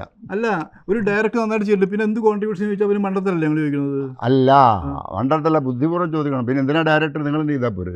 എഴുത്തുകാരൻ തന്നെ അങ്ങനെയുണ്ട്. പിന്നെ തിന്നല്ലാതെ ഓ ശരി. എന്തിനാ ഡയറക്ടർ കോൺട്രിബ്യൂഷൻ ഇല്ലേ? അതാണോ ഉള്ളത്? അതെ, അതെന്താണെന്ന് ചോദിക്കണം. ഓ അങ്ങനെ, അത് പിന്നെ എന്താ അതല്ലല്ലോ ഡയറക്ടർ വേണ്ടെന്നൊക്കെ നമ്മൾ പറയാറുണ്ടല്ലോ. എന്തിനാണ് ഈ സ്ക്രിപ്റ്റ് ഉണ്ടെങ്കിൽ ഡയറക്ടർ വേണ്ടെന്നൊക്കെ പറയുന്നില്ലേ? അപ്പോൾ അത് പോട്ടെ. അപ്പോൾ അങ്ങനെയാണ് ആ ജയൻ്റെ അതിൽ അത് വന്നിട്ടുള്ളത്. അത് ഭയങ്കര ഹിറ്റായി പടം. അത് സി വി ശ്രീധരൊക്കെ കണ്ടിട്ട് വളരെ ടെക്നോളജി ആയിട്ട് വളരെയധികം നല്ല ടെക്നിക്കലായിട്ട് ഇമ്പ്രൂവ് ആയിട്ടുണ്ടെന്ന് പറഞ്ഞു. വളരെ ഹിറ്റായി. അല്ല, ഇതൊക്കെ സംഭവിക്കുന്നതാണ്. ഇതൊന്നും ഇപ്പോൾ നമ്മൾ മുൻകൂട്ടി തയ്യാറെടുത്തിട്ട് ചെയ്യുന്നതൊന്നുമല്ല. പിന്നെ എൻ്റെ അനുഭവത്തിൽ ഈ പടം എത്ര ദിവസം ഓടും അല്ലെങ്കിൽ എത്ര ഒന്നും അറിയില്ല. നമ്മളെ പ്രവൃത്തി ചെയ്യുന്നു. നമ്മുടെ കൺസെപ്ഷൻ അനുസരിച്ച്, ബുദ്ധിക്കനുസരിച്ച്, ഭാവനയ്ക്കനുസരിച്ച് നമ്മൾ ചെയ്യുന്നു. അതൊരു കോൺഫിഡൻസാണ്. ഇത് ചെയ്താൽ നന്നായിരിക്കുന്നു തോന്നാത്ത സിനിമകൾ ഞാൻ ചെയ്യാറില്ല. പിന്നെ നന്നാവുന്നതും ചീത്താവുന്നതും അതൊക്കെ പ്രേക്ഷകരും പിന്നെ ദൈവം ഇതൊക്കെയാണ്. അപ്പം അങ്ങനെ ആ പടം ഹിറ്റായി. പിന്നീട് ജയൻ ആ ക്യാരക്ടറിനെ തന്നെ പിന്നെ ഫോളോ ചെയ്തിട്ടാണ് പിന്നെ പല പടങ്ങളിലും ജയൻ്റെ അഭിനയ ശൈലിയൊക്കെ ഉണ്ടായിട്ടുള്ളത് എന്നാണ് എനിക്ക് തോന്നിയിട്ടുള്ളത്. അതിനിടയ്ക്ക് എനിക്ക് ചോദിക്കാനുള്ളത്, ഈ ശരപഞ്ചരം ഒരു വ്യത്യസ്ത ട്രീറ്റ്മെൻ്റ് ആയിരുന്നു. അപ്പോൾ അതുവരെ മലയാള സിനിമയിൽ ഉണ്ടായിട്ടുള്ള കളർ ടോൺ അടക്കമുള്ള വ്യത്യാസമുണ്ട്. പക്ഷെ അത് കഴിഞ്ഞിട്ട് ഞാൻ സാറിനെ കാണാൻ മദ്രാസിൽ വന്നപ്പോൾ സാറ് വേറൊരു പുതിയ പടത്തിൻ്റെ വർക്ക് കഴിഞ്ഞിരിക്കുകയാണ്. അപ്പോൾ അന്ന് പറഞ്ഞു ഇവിടെ MT വന്നിട്ടുണ്ട്, ശ്രീനിവാസ് ഉണ്ട്, ഞാനൊരു കൊച്ചു പടമായിട്ട് കാണിക്കാം, അങ്ങനെ പറഞ്ഞിരുന്നേ. അപ്പോൾ അന്ന് നമ്മൾ 4-5 പേര് കൂടിയിട്ടാണ് തിയേറ്ററിൽ പോയിട്ട് ഈ സിനിമ കണ്ടത്. എവിടെയോ ഒരു ശത്രു. കറക്റ്റ്. ഞാൻ ആ സിനിമ കണ്ട് ത്രില്ലടിച്ചു. കാരണം ഒരു ഇംഗ്ലീഷ് മൂവി കണ്ടിരിക്കുന്നതേ സുഖം. അധികം ലൊക്കേഷൻസ് ഇല്ല. മാത്രമല്ല നമ്മുടെ ഒരു നായിക നടി ആദ്യം കൊണ്ടുവന്നിട്ടുള്ളല്ലേ നമ്മുടെ നമുക്ക് പറയാം ഒരു പുതിയ വേണുനാഗവള്ളി, സുകുമാരൻ അടക്കമുള്ള ആർട്ടിസ്റ്റാണത്. പക്ഷെ ആ സിനിമ ഇറങ്ങിയാൽ ഒരു 100 ഡേയ്സ് ഞാൻ മനസ്സിൽ കണ്ടിരുന്നു. അത്രയും ത്രില്ലിംഗ് ആയിരുന്നു എല്ലാവർക്കും. ആ സിനിമയ്ക്ക് എന്ത് പറ്റി എന്നുള്ളതാണ്. ഓരോ സിനിമയ്ക്ക് പണ്ട് ടി വാസുദേവൻ സാർ പറയും, വളരെ ഗുരു ആചാര്യനുണ്ട്, ഓരോന്നിനും ഓരോ ഫേറ്റ് ഉണ്ട്, അത് സംഭവിക്കും. പടം അത് സെൻസർ കഴിഞ്ഞതാണ്, പോസ്റ്റർ കൊട്ടിച്ചതാണ്. അപ്പോൾ ഡിസ്ട്രിബ്യൂട്ടറും പ്രൊഡ്യൂസേഴ്സും തമ്മിൽ പിന്നെ ചില കേസും കൂട്ടുമൊക്കെ വന്നു. അത് കോടതിയിൽ പോയാൽ പിന്നെ പറയേണ്ട കാര്യമില്ലല്ലോ, അവിടെ കിടക്കും.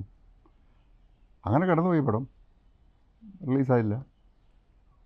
അതെല്ലാവരും പറഞ്ഞു പടം കണ്ടിട്ട് അതേമാതിരി പിന്നെ കാര്യങ്ങൾ ചെയ്തു. അതാണ് സംഭവം വരാതിരിക്കാൻ കാരണം. ഒരു നല്ല പടത്തിൻ്റെ അവസാനം ആയിരുന്നു അത്. പക്ഷെ അത് സുകുമാരൻ്റെ അഭിനയ ജീവിതത്തിൽ ഏറ്റവും വലിയ പെർഫോമൻസ് ആയിരുന്നു.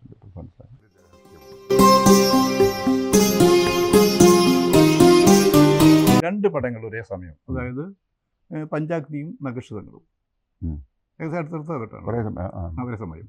അത് ചിലവ് ചുരുക്കാതി മനോഹരം. ഒരെണ്ണത്തിൽ പുതുമുഖങ്ങൾ, നക്ഷത്രങ്ങൾ മൊത്തം പുതുമുഖങ്ങൾ, പഞ്ചാഗ്നിയിൽ വേറെ ടൈപ്പ്. രണ്ടും MT ഹരിഹരനാണ് വന്നിരിക്കുന്നത്. ആ പടം 2 സൂപ്പർ ഹിറ്റായിട്ട് ഓടി എന്നാണ് എൻ്റെ എല്ലാ ഫംഗ്ഷൻ ഞാൻ വന്നിട്ടുള്ളതാണ്. ആ 2 പടത്തിൻ്റെ അനുഭവം പറയാവുന്നില്ലെന്ന് പറയാമോ? അനുഭവം ഭയങ്കര രസമാണ്. അതായത് വിജയകുമാർ സെവൻ ആർട്സ് എന്നുള്ള പേരിട്ട ഞാൻ ചോദിച്ചാറേ വിജയകുമാറുണ്ട് ഇപ്പോൾ. അപ്പോൾ അത് കഴിഞ്ഞ് വിജയകുമാറിനൊരു പടം എടുക്കണമെന്ന് പറഞ്ഞിട്ട് വിജയകുമാറിന് വേണ്ടിയാണ് നക്ഷത്രങ്ങൾ ഞാൻ എഴുതിച്ചത്. ഇതൊക്കെ ഞാൻ പറഞ്ഞിട്ടുള്ള കഥയാണ്, വീണ്ടും ആവർത്തിക്കുകയാണ്. ഈ നക്ഷത്രങ്ങളുടെ കഥ എന്ന് പറയുന്നത് ഞാൻ സിനിമയിലൊക്കെ വരുന്നതിന് മുമ്പേ മനസ്സിലുണ്ട്. കാരണം പണ്ട് മുത്തശ്ശീൻ്റെ കൂടെ ഗുരുവായൂർ അമ്പലത്തിൽ ഭജനയ്ക്ക് പോയിരുന്നു 10-21 ദിവസം. അപ്പോൾ അങ്ങനെ മധുരയിൽ നിന്ന് വന്ന അതേമാതിരി ഒരു ഫാമിലിയിൽ ഒരു പെൺകുട്ടീനെ കണ്ടുമുട്ടി അവരോട് കളിച്ച് നടന്നൊക്കെയാണ് കഥ. ആ പ്രായം SLCക്ക് പഠിക്കുമ്പോൾ അത് ഞാൻ GB ബാലനോട് പറഞ്ഞിട്ടുണ്ട് എടുക്കണം എന്ന് പറഞ്ഞിട്ട്. അപ്പോൾ അവർ അയ്യോ സാർ ഈ മോല കുടിക്കുന്ന കുട്ടികളെ കഥയൊക്കെ ആരെയും ഒഴിവാക്കിയതാണ്. പക്ഷേ എൻ്റെ മനസ്സിലാക്കാതുണ്ട്, ഞാൻ എൻ്റെ ജീവിതമായിട്ട് ബന്ധപ്പെട്ടതുകൊണ്ട്. അപ്പോൾ അങ്ങനെ സെവനാർസ് വിജയകുമാർ പറയുമ്പോൾ ഞാൻ വിജയകുമാർ പറഞ്ഞു ഇങ്ങനൊരു കഥ ഉണ്ട്, എടുക്കാമെന്നൊക്കെ പറഞ്ഞു. അതൊക്കെ എഴുതി പിന്നെ MTനും കൂടെ എഴുതിച്ചു, ഡിസ്കസ് ചെയ്തിട്ട്. കാരണം ഞാൻ ഈ അനുഭവം പറഞ്ഞു കൊടുത്തിട്ട് എഴുതിച്ചതാണ്. പറഞ്ഞു കൊടുത്ത് ഞങ്ങൾ ഡിസ്കസ് ചെയ്ത് ഇല്ലത്തെ നമ്പൂരിൻ്റെ ക്യാരക്ടറൊക്കെ ഇതൊക്കെ പറഞ്ഞു കൊടുത്തിട്ട് എഴുതിച്ചതാണത്. അങ്ങനെ റെക്കോർഡിങ് കഴിഞ്ഞപ്പോൾ വിജയകുമാറിനെ ആരൊക്കെ പറഞ്ഞ് ധരിപ്പിച്ചു, അയ്യോ ഇതൊക്കെ ഈ പിള്ളേരെ കഥ വെച്ചാൽ ആരെങ്കിലും മനുഷ്യൻ കാണും, നിങ്ങൾ ആദ്യം ഇതും വെച്ചിട്ടാണ് തുടങ്ങുന്നത് ചോദിച്ച് ഇതാക്കി. അപ്പോൾ വിജയകുമാറിനോട് പറഞ്ഞു ഞാനിപ്പോൾ ഇത് എടുക്കുന്നില്ല. അപ്പോൾ ശരി വേണ്ട എടുക്കണ്ട, ഞാൻ പ്രൊഡ്യൂസ് ചെയ്തോളാം പറഞ്ഞു. അന്നെന്തോ റെക്കോർഡിങ് കഴിഞ്ഞിട്ടേ ഉള്ളൂ. ഞാൻ പ്രൊഡ്യൂസ് ചെയ്തു പടം.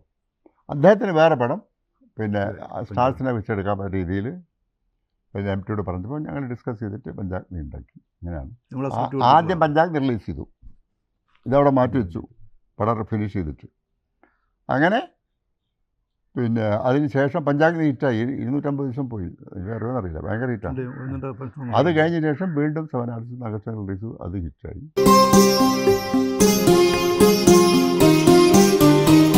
36 വർഷം മുമ്പ് ഹരസാർ എടുത്ത വടക്കം പേര് കഥ ഞാനിവിടെ പുറത്തേൽ കണ്ടു. ഇതെങ്ങനെ 36 വർഷം മുമ്പ് അത്ഭുതകരമായി ടെക്നോളജി വളർന്നില്ലാത്ത കാലഘട്ടത്തിൽ എടുത്തു എന്നാണ് എനിക്കുണ്ടായ അത്ഭുതം.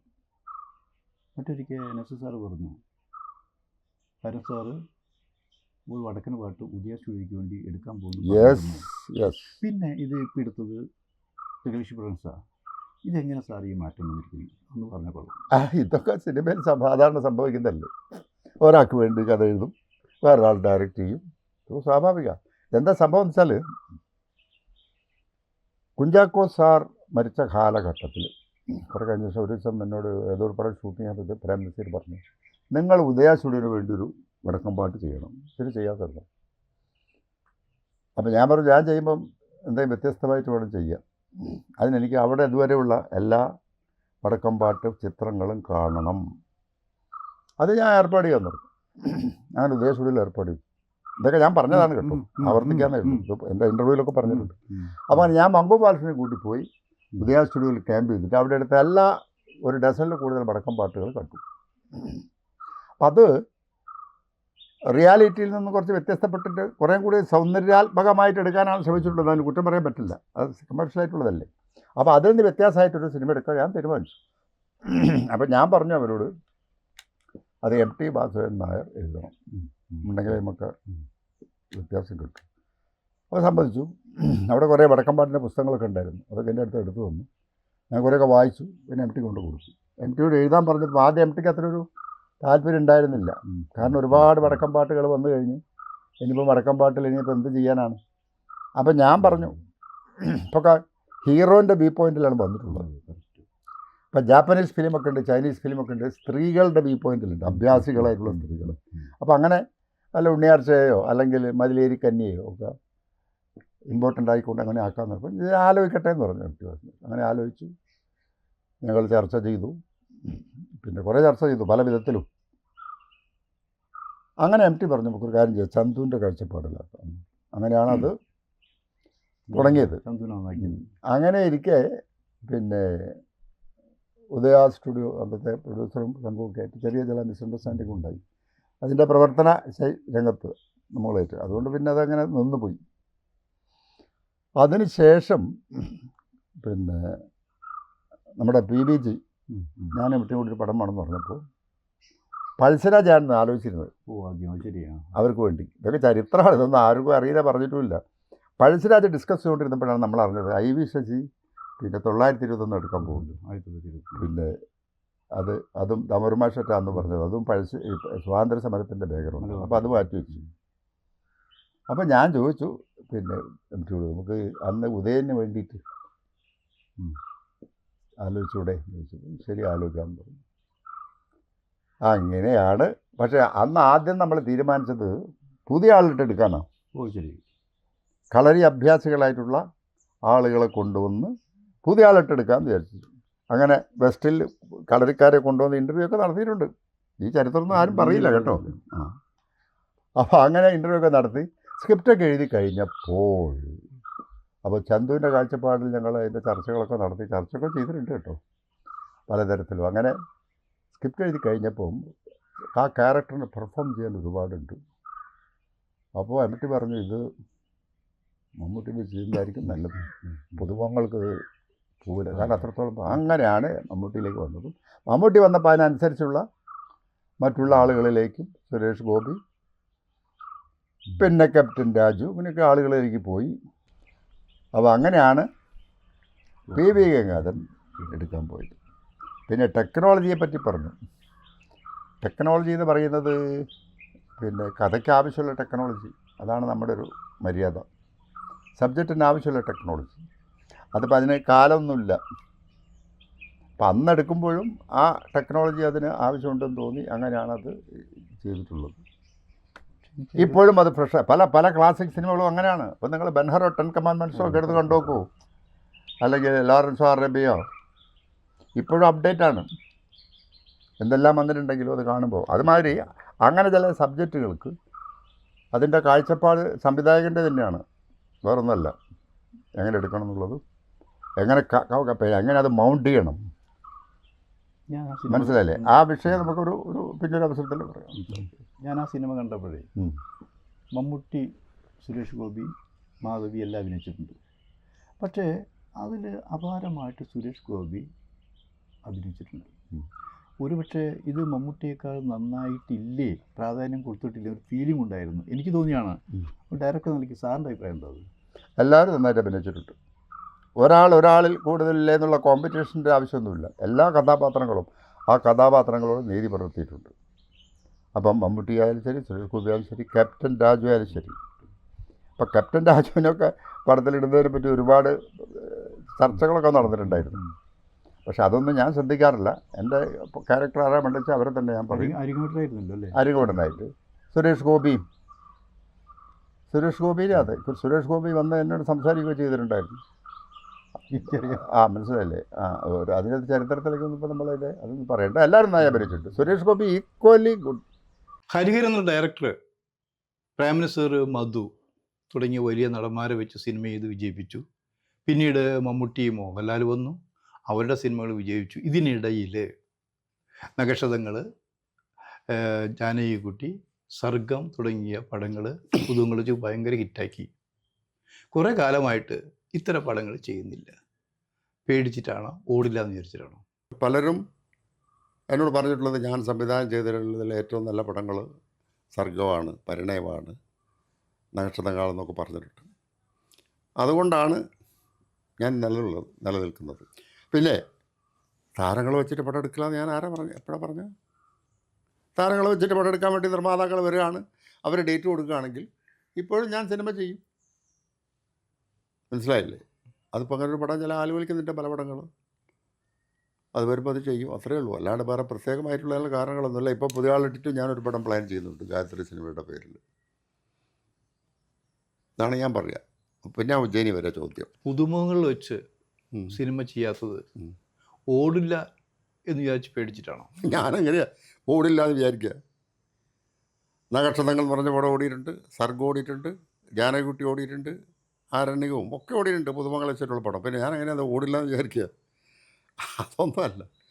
പുതുമംഗലം ഇട്ടിട്ട് പടം ഞാൻ എൻ്റെ സ്വന്തം ബാനറിലാണ് എടുത്തിട്ടുള്ളത്, സർഗം നക്ഷത്രങ്ങളൊക്കെ. കാരണം പുതുമംഗലം ഇട്ട് പടം എടുക്കാൻ പലപ്പോഴും പലരും സംശയിക്കും, ഭയപ്പെടും. ശരിയാണ്. അപ്പം നക്ഷത്രങ്ങൾ എന്ന് പറഞ്ഞ പടം 7 Arts വിജയകുമാറിന് വേണ്ടിയിട്ടായിരുന്നു തുടങ്ങിയിരുന്നത്. റെക്കോർഡിങ് വരെ കഴിഞ്ഞതാണ്. വിജയകുമാറിന് പേടിയുണ്ടായിരുന്നു. ശരി. അതുകൊണ്ട് അതിപ്പോൾ ഞാൻ തൽക്കാലം എടുക്കുന്നില്ല എന്ന് പറഞ്ഞു. അപ്പോൾ ഞാൻ പറഞ്ഞു ഞാൻ തന്നെ പ്രൊഡ്യൂസ് ചെയ്തോളാം എന്ന് പറഞ്ഞു. ഞാൻ പ്രൊഡ്യൂസ് ചെയ്തു. അതുവരെ ഞാൻ എടുത്ത പടങ്ങളിൽ വെച്ച് ഹിറ്റായി. അതുപോലെ സർഗം എന്ന് പറഞ്ഞ പടം KRGക്ക് വേണ്ടിയിട്ട് ഞാൻ കൊടുത്ത കഥയാണ്. അത് സ്ക്രിപ്റ്റൊക്കെ വായിച്ചപ്പോൾ അദ്ദേഹത്തിന് അതിൽ കോൺഫിഡൻസ് ഇല്ല, അതിൽ സ്റ്റാർസിനൊന്നും ചാൻസ് ഇല്ല. അപ്പോൾ റെക്കോർഡിങ്ങിന് വരെ ആളുകൾ വന്നുകൊണ്ടിരിക്കുകയായിരുന്നു. അപ്പോൾ ഞാൻ പറഞ്ഞു ഞാൻ പ്രൊഡ്യൂസ് ചെയ്തോളാം. ഞാൻ പ്രൊഡ്യൂസ് ചെയ്തു, ഹിറ്റായി സർഗം അതുവരെയുള്ളതിനേക്കാൾ. അപ്പോൾ ഈ സിനിമ എടുക്കുന്ന അവസരത്തിൽ പേടിക്കണമോ പേടിക്കാം, പേടിക്കാതിരിക്കാം. അത് പേടിയുള്ളവരുണ്ടാവും, പേടിയില്ലാത്തവരുണ്ടാവും. എങ്ങനെയായാലും സിനിമ എടുക്കാന്ന് പറയുന്നത് ഒരു കുതിരപ്പന്തയാണ്. അതോ ആരെ വെച്ചിട്ട് എടുത്താലും ശരി. ഇപ്പോൾ വലിയ വലിയ താരങ്ങളിട്ടെടുത്ത പടങ്ങളൊക്കെ എത്ര ഫ്ലോപ്പാവുന്നില്ലേ പല ഭാഷയിലും. അപ്പോൾ സിനിമ എടുക്കാമെന്ന് പറയുന്നത് എപ്പോഴും ഒരു റിസ്ക്കാണ്. അപ്പോൾ ആ റിസ്ക്കിനെ നേരിടാൻ തയ്യാറുള്ളവരായിരിക്കണം പ്രൊഡ്യൂസറായാലും ഡയറക്ടറായാലും. അല്ലെങ്കിൽ അങ്ങനെയുള്ളവർക്ക് ഇതിൽ വിജയിക്കാൻ പറ്റും. അപ്പോൾ എന്നെ സംബന്ധിച്ചോളം ഞാൻ പുതുമംഗലം എടുക്കുന്നതിൽ എനിക്ക് താല്പര്യമാണ്. കാരണം അതിൽ കൂടുതലൊരു ക്രിയേറ്റിവിറ്റി ഒരു ഡയറക്ടർ എന്നുള്ള എനിക്ക് തോന്നും. കാരണം നമ്മളൊരു പരിചയമുള്ള ആർട്ടിസ്റ്റിനെ വെച്ച് എടുക്കാന്ന് പറഞ്ഞാൽ ഈസിയാണ്. ഇപ്പം പ്രേംനസീറിനെ വെച്ച്, മധുവിനെ വെച്ച്, സത്യനെ വെച്ചിട്ട് എടുക്കുമ്പോൾ നമുക്ക് കുറച്ച് ഈസിയാണ്. പുതിയ ആളിട്ടിട്ട് എടുക്കുമ്പോൾ നമുക്കൊരു ത്രില്ലുണ്ടാവും. കാരണം നമ്മളൊരു ആർട്ടിസ്റ്റിനെ സൃഷ്ടിക്കുകയാണ്, പറഞ്ഞ് പഠിപ്പിച്ച് കൊണ്ടുവരികയാണ്, മെരുക്കിയെടുക്കുകയാണ്. അപ്പോൾ അതിൽ കൂടുതൽ നമുക്ക് ഒരു ഡയറക്ടർ എന്നുള്ള നിലയ്ക്ക് എന്നെ സംബന്ധിച്ചോളം അതിലൊരു ത്രില്ലുണ്ട്. അങ്ങനെയാണല്ലോ ഇപ്പോൾ സത്താർ, ജയൻ, മനോജ് ഗേച്ചൻ, വിനീത്, എത്ര നടികൾ. അപ്പോൾ ഒരു സിനിമയിൽ ഞാൻ വർക്ക് ചെയ്യുമ്പോൾ എനിക്കെന്ത് സമ്പാദിക്കാൻ കഴിയും, എനിക്കങ്ങനെ പേരെടുക്കുക എന്നുള്ളതിനേക്കാൾ നമ്മൾ എത്ര പേരെ നമ്മൾ പ്രൊമോട്ട് ചെയ്യുന്നു, എത്ര പേര് നമ്മൾ മുഖാന്തരം ഇൻഡസ്ട്രിയിൽ വരുന്നു. ഇപ്പോൾ എഴുത്തുകാരനാവട്ടെ, ടി ദാമോദരൻ മാഷൊക്കെ നമ്മളല്ലേ എഴുതാൻ കൊണ്ടുവന്നിട്ടുള്ളത്. അപ്പോൾ അതാണ് ഞാൻ ഉദ്ദേശിക്കുന്നത്. കാരണം നമ്മൾ പേരെടുക്കുന്നതിനേക്കാൾ മറ്റുള്ളവർക്ക്, നടനാവട്ടെ, എഴുത്തുകാരനാവട്ടെ, ക്യാമറാമാനാവട്ടെ, ഇവർക്ക് എത്രത്തോളം നമുക്ക് അവരെ കൊണ്ട് പ്രോത്സാഹിപ്പിക്കാൻ പറ്റും എന്നുള്ളത് ചിന്തിക്കും. ഇപ്പോൾ അതല്ല, പക്ഷേ ഇപ്പോൾ നമ്മൾ ഈ സിനിമയിലെ എല്ലാ വശങ്ങളിലും, ഫോട്ടോഗ്രാഫിയിലും എഡിറ്റിങ്ങിലും ഒക്കെ നമ്മൾ കുറേ 6-7 കൊല്ലം പഠിച്ചിട്ടാണല്ലോ അതിന് വന്നിട്ടുള്ളത്. അതുകൊണ്ട് ആ ഒരു നമ്മളെ അറിവ് മറ്റുള്ളവരിലേക്ക് പകർന്നു കൊടുക്കുക, അതൊരു ഡയറക്ടർ എന്നുള്ള നിലയ്ക്ക് നമ്മുടെ കർത്തവ്യമാണ്. അതുകൊണ്ട് അത് ചെയ്തുകൊണ്ടിരിക്കുകയാണ്. അതുകൊണ്ട് പേടിയൊന്നുമില്ല, പേടിച്ചിട്ട് കാര്യമില്ല. മനസ്സിലായില്ലേ? മനസ്സിലായി. ഈ പുതുമുഖങ്ങളെ കണ്ടെത്തിയപ്പോൾ എങ്ങനെയാണ് അവരെ കണ്ടെത്തിയത്? ആ കണ്ടെത്തിയ കൂട്ടത്തിൽ ഏറ്റവും റിസ്ക് പിടിച്ച ജോലി എന്ന് പറയുന്നത് പുതുമുഖങ്ങളെ കണ്ടെത്തലാണോ? അതിൽ വിഷമം പിടിച്ച നടൻ ആരായിരുന്നു, നടി ആരായിരുന്നു? പുതുമുഖങ്ങളെ കണ്ടെടുത്ത് പറഞ്ഞാൽ എനിക്കതിൽ റിസ്ക് അല്ല, എനിക്കതിലൊരു ത്രില്ലാണ് ഉള്ളത്. റിസ്ക് ഒന്നുമില്ല. കാരണം പുതുമുഖങ്ങളെ നമ്മളെ കഥാപാത്രത്തിൻ്റെ ബോഡി ലാംഗ്വേജിന് അല്ലെങ്കിൽ പിന്നെ മുഖത്തിൻ്റെ പ്രകൃതിക്കനുസരിച്ച് ആളുകളെ സെലക്ട് ചെയ്തിടുക എന്ന് പറയുന്നത് ഒരു ചാലഞ്ച് തന്നെയാണ്. ഇപ്പോൾ ഫോർ എക്സാമ്പിൾ, ഇപ്പോൾ മനോജ് കൈനൊക്കെ സർഗത്തിലിട്ടില്ലേ, ആ ക്യാരക്ടറിന് പറ്റുന്ന മുഖമാണ് നമ്മൾ തേടുന്നത്. ഇപ്പോൾ ഏത് പടത്തിലായാലും നമ്മളെ മനസ്സിലൊരു ക്യാരക്ടറിന് ഒരു സ്കെച്ച് ഉണ്ടാവും നമ്മളെ മനസ്സിൽ. ഈ ക്യാരക്ടർ അങ്ങനെ ഇരിക്കണം, അതിനനുസരിച്ചുള്ള ആളുകളെ തേടി പിടിക്കുക എന്നുള്ളതാണ്. ഇപ്പോൾ ഏത് പടം എടുത്ത് നോക്കിയാലും നിങ്ങൾക്ക് അറിയാൻ കഴിയും. ഇപ്പം ഞാൻ പുതുമുഖങ്ങളെ ഇൻട്രൊഡ്യൂസ് ചെയ്തിട്ടുള്ള, അപ്പം ജയൻ ഇൻട്രൊഡ്യൂസ് ചെയ്തു പഞ്ചമിയിൽ. അപ്പോൾ ആ ക്യാരക്ടറിനനുസരിച്ച് പിന്നീട് അയാളെ ചരമചിത്രത്തിലിടുന്നു. അപ്പം നമ്മൾ താരങ്ങളുടെ വാല്യൂ നോക്കി മാത്രം ഇട്ടിട്ട് കാര്യമില്ല. ഒരു സിനിമേൻ്റെ ഒരു എൻ്റെ ഒരു മെത്തേഡാണ് ഞാൻ പറയുന്നത്. അത് കഥാപാത്രത്തിന് യോജിക്കുകയും കൂടി വേണം. അതുകൊണ്ട് ഇപ്പം പഴശ്ശിരാജ മമ്മൂട്ടിയിലാണ് വേറെ ആരിടും? അല്ല, ആലോചിച്ച് നോക്കൂ, വേറെ ആളെ കാസ്റ്റ് ചെയ്യാൻ പറ്റില്ല. അതേപോലെ അമൃതഗംഭയിൽ മോഹൻലാൽ. ഇപ്പോൾ ഈയിടെ അമൃതഗംഭേനെ പറ്റി പിന്നെ ചീഫ് മിനിസ്റ്ററൊക്കെ പറഞ്ഞു കേട്ടില്ലേ? അപ്പോൾ അതിന് മോഹൻലാലേ പറ്റൂ, അപ്പോൾ അയാളിടും. അതേമാതിരി ഇപ്പം പഴശ്ശിരാജയിൽ ശരത് കുമാറിനിട്ടു കുങ്കനായിട്ട്. ഒരുപാട് ആളെ നോക്കിയതാണ്. പടം കണ്ടു കഴിഞ്ഞപ്പോൾ എല്ലാവരും പറഞ്ഞാൽ അത് കുങ്കനാണെന്ന്. ആളിടുന്ന അവസരത്തിൽ ഒരുപാട് അഭിപ്രായ വ്യത്യാസങ്ങൾ പലർക്കും ഉണ്ടായിരുന്നു കാസ്റ്റിങ്ങിൽ. ഇപ്പോൾ അതേമാതിരി പിന്നെ വടക്കം വീരഗാഥയിൽ മാധവീനിടുമ്പോൾ അവരൊക്കെ പോയില്ലേ മലയാളത്തിൽ നിന്ന്, ഇനി എന്തിനാ പിരിച്ചു കൊണ്ടുവന്ന് എന്ന് ചോദിച്ചിരുന്നു പലരും. അവരൊക്കെ മലയാളത്തിൽ ഇല്ലാത്ത കാലഘട്ടത്തിലാണ്. ആ ഉണ്ണിയാർച്ച, ഇത് എൻ്റെ പേഴ്സണലായിട്ടുള്ള കണ്ടുപിടുത്തങ്ങളാണ്. ഇതിൽ ആരെ ഇൻ്റർഫിയറൻസ് ഞാൻ സ്വീകരിക്കുന്നതല്ല. കാരണം എനിക്കേ അറിയുമോ കഥാപാത്രം എങ്ങനെ ഇരിക്കും, എങ്ങനെ ഇരിക്കണം മറ്റാരെക്കാളും. അപ്പം അതുകൊണ്ട് കഥാപാത്രങ്ങളെ പുതുമുഖങ്ങളായാലും ശരി, പിന്നെ പഴയ സ്റ്റാർസ് ആണെങ്കിൽ ക്യാരക്ടറിന് അനുസരിച്ചുള്ളവരെ കണ്ടുപിടിക്കുക എന്നുള്ളതാണ് നമ്മളുടെ ഡ്യൂട്ടി. ഇപ്പം വിനീതനിട്ടു നക്ഷത്രങ്ങളിൽ, വിനീതനല്ലാണ്ട് ആ കാലഘട്ടത്തിൽ ആരിടും? വിനീത് മനുഷ്യ. അതെ, അപ്പം അതാണ് അതിൻ്റെ സ്ഥിതി. പുതുമുഖങ്ങളിട്ട് എനിക്ക് ഇൻട്രസ്റ്റാണ് ഇപ്പോഴും പുതുമുഖങ്ങളിട്ടെടുക്കാൻ. ഇപ്പോഴും ഞാൻ ആലോചിച്ചുകൊണ്ടിരിക്കുന്നത് എൻ്റെ ഗായത്രി സിനിമേൻ്റെ ബാനറിലൊരു പടം ഞാൻ പ്ലാൻ ചെയ്തിട്ടുണ്ട്. പുതിയ ആളുകൾ പക്ഷേ സൂട്ടബിളായിട്ട് കിട്ടണം. വെറുതെ പുതുമുഖങ്ങളിടാന്ന് പറഞ്ഞാൽ ആരും ഇട്ടിട്ട് കാര്യമില്ല. സബ്ജക്റ്റ് ആദ്യം, സബ്ജക്റ്റിനനുസരിച്ച് കഥാപാത്രങ്ങൾക്കനുസരിച്ച് ആളുകളെ തേടി പിടിക്കുക, ഇടുക, പടം ഹിറ്റാവും. അതാണ് എൻ്റെ അനുഭവം. ഇതിനെന്താ? അത് പുതിയ ആൾക്കാരിടുന്നു. അതിനു മുൻപ് 2-3 വർഷമായിട്ട് മലയാള സിനിമയിൽ നിറഞ്ഞു നിൽക്കുന്നൊരു വാർത്തയുണ്ട്. ONVയുടെ ഉജ്ജയിനി ഹരിഹരൻ സംവിധാനം ചെയ്യാൻ പോകുന്നു, മമ്മൂട്ടി അഭിനയിക്കും എന്നുള്ളതാണ്. 3 വർഷമായിട്ടും ഈ സിനിമ എവിടെ വരെ എത്തി എന്ന് ഞങ്ങൾക്കറിയില്ല. പാട്ട് റെക്കോർഡിങ് കഴിഞ്ഞു എന്നുള്ള വാർത്ത നടക്കുന്നുണ്ട്, മമ്മൂട്ടി അഭിനയിക്കാൻ പോകുന്നുള്ള വാർത്ത നടക്കുന്നുണ്ട്.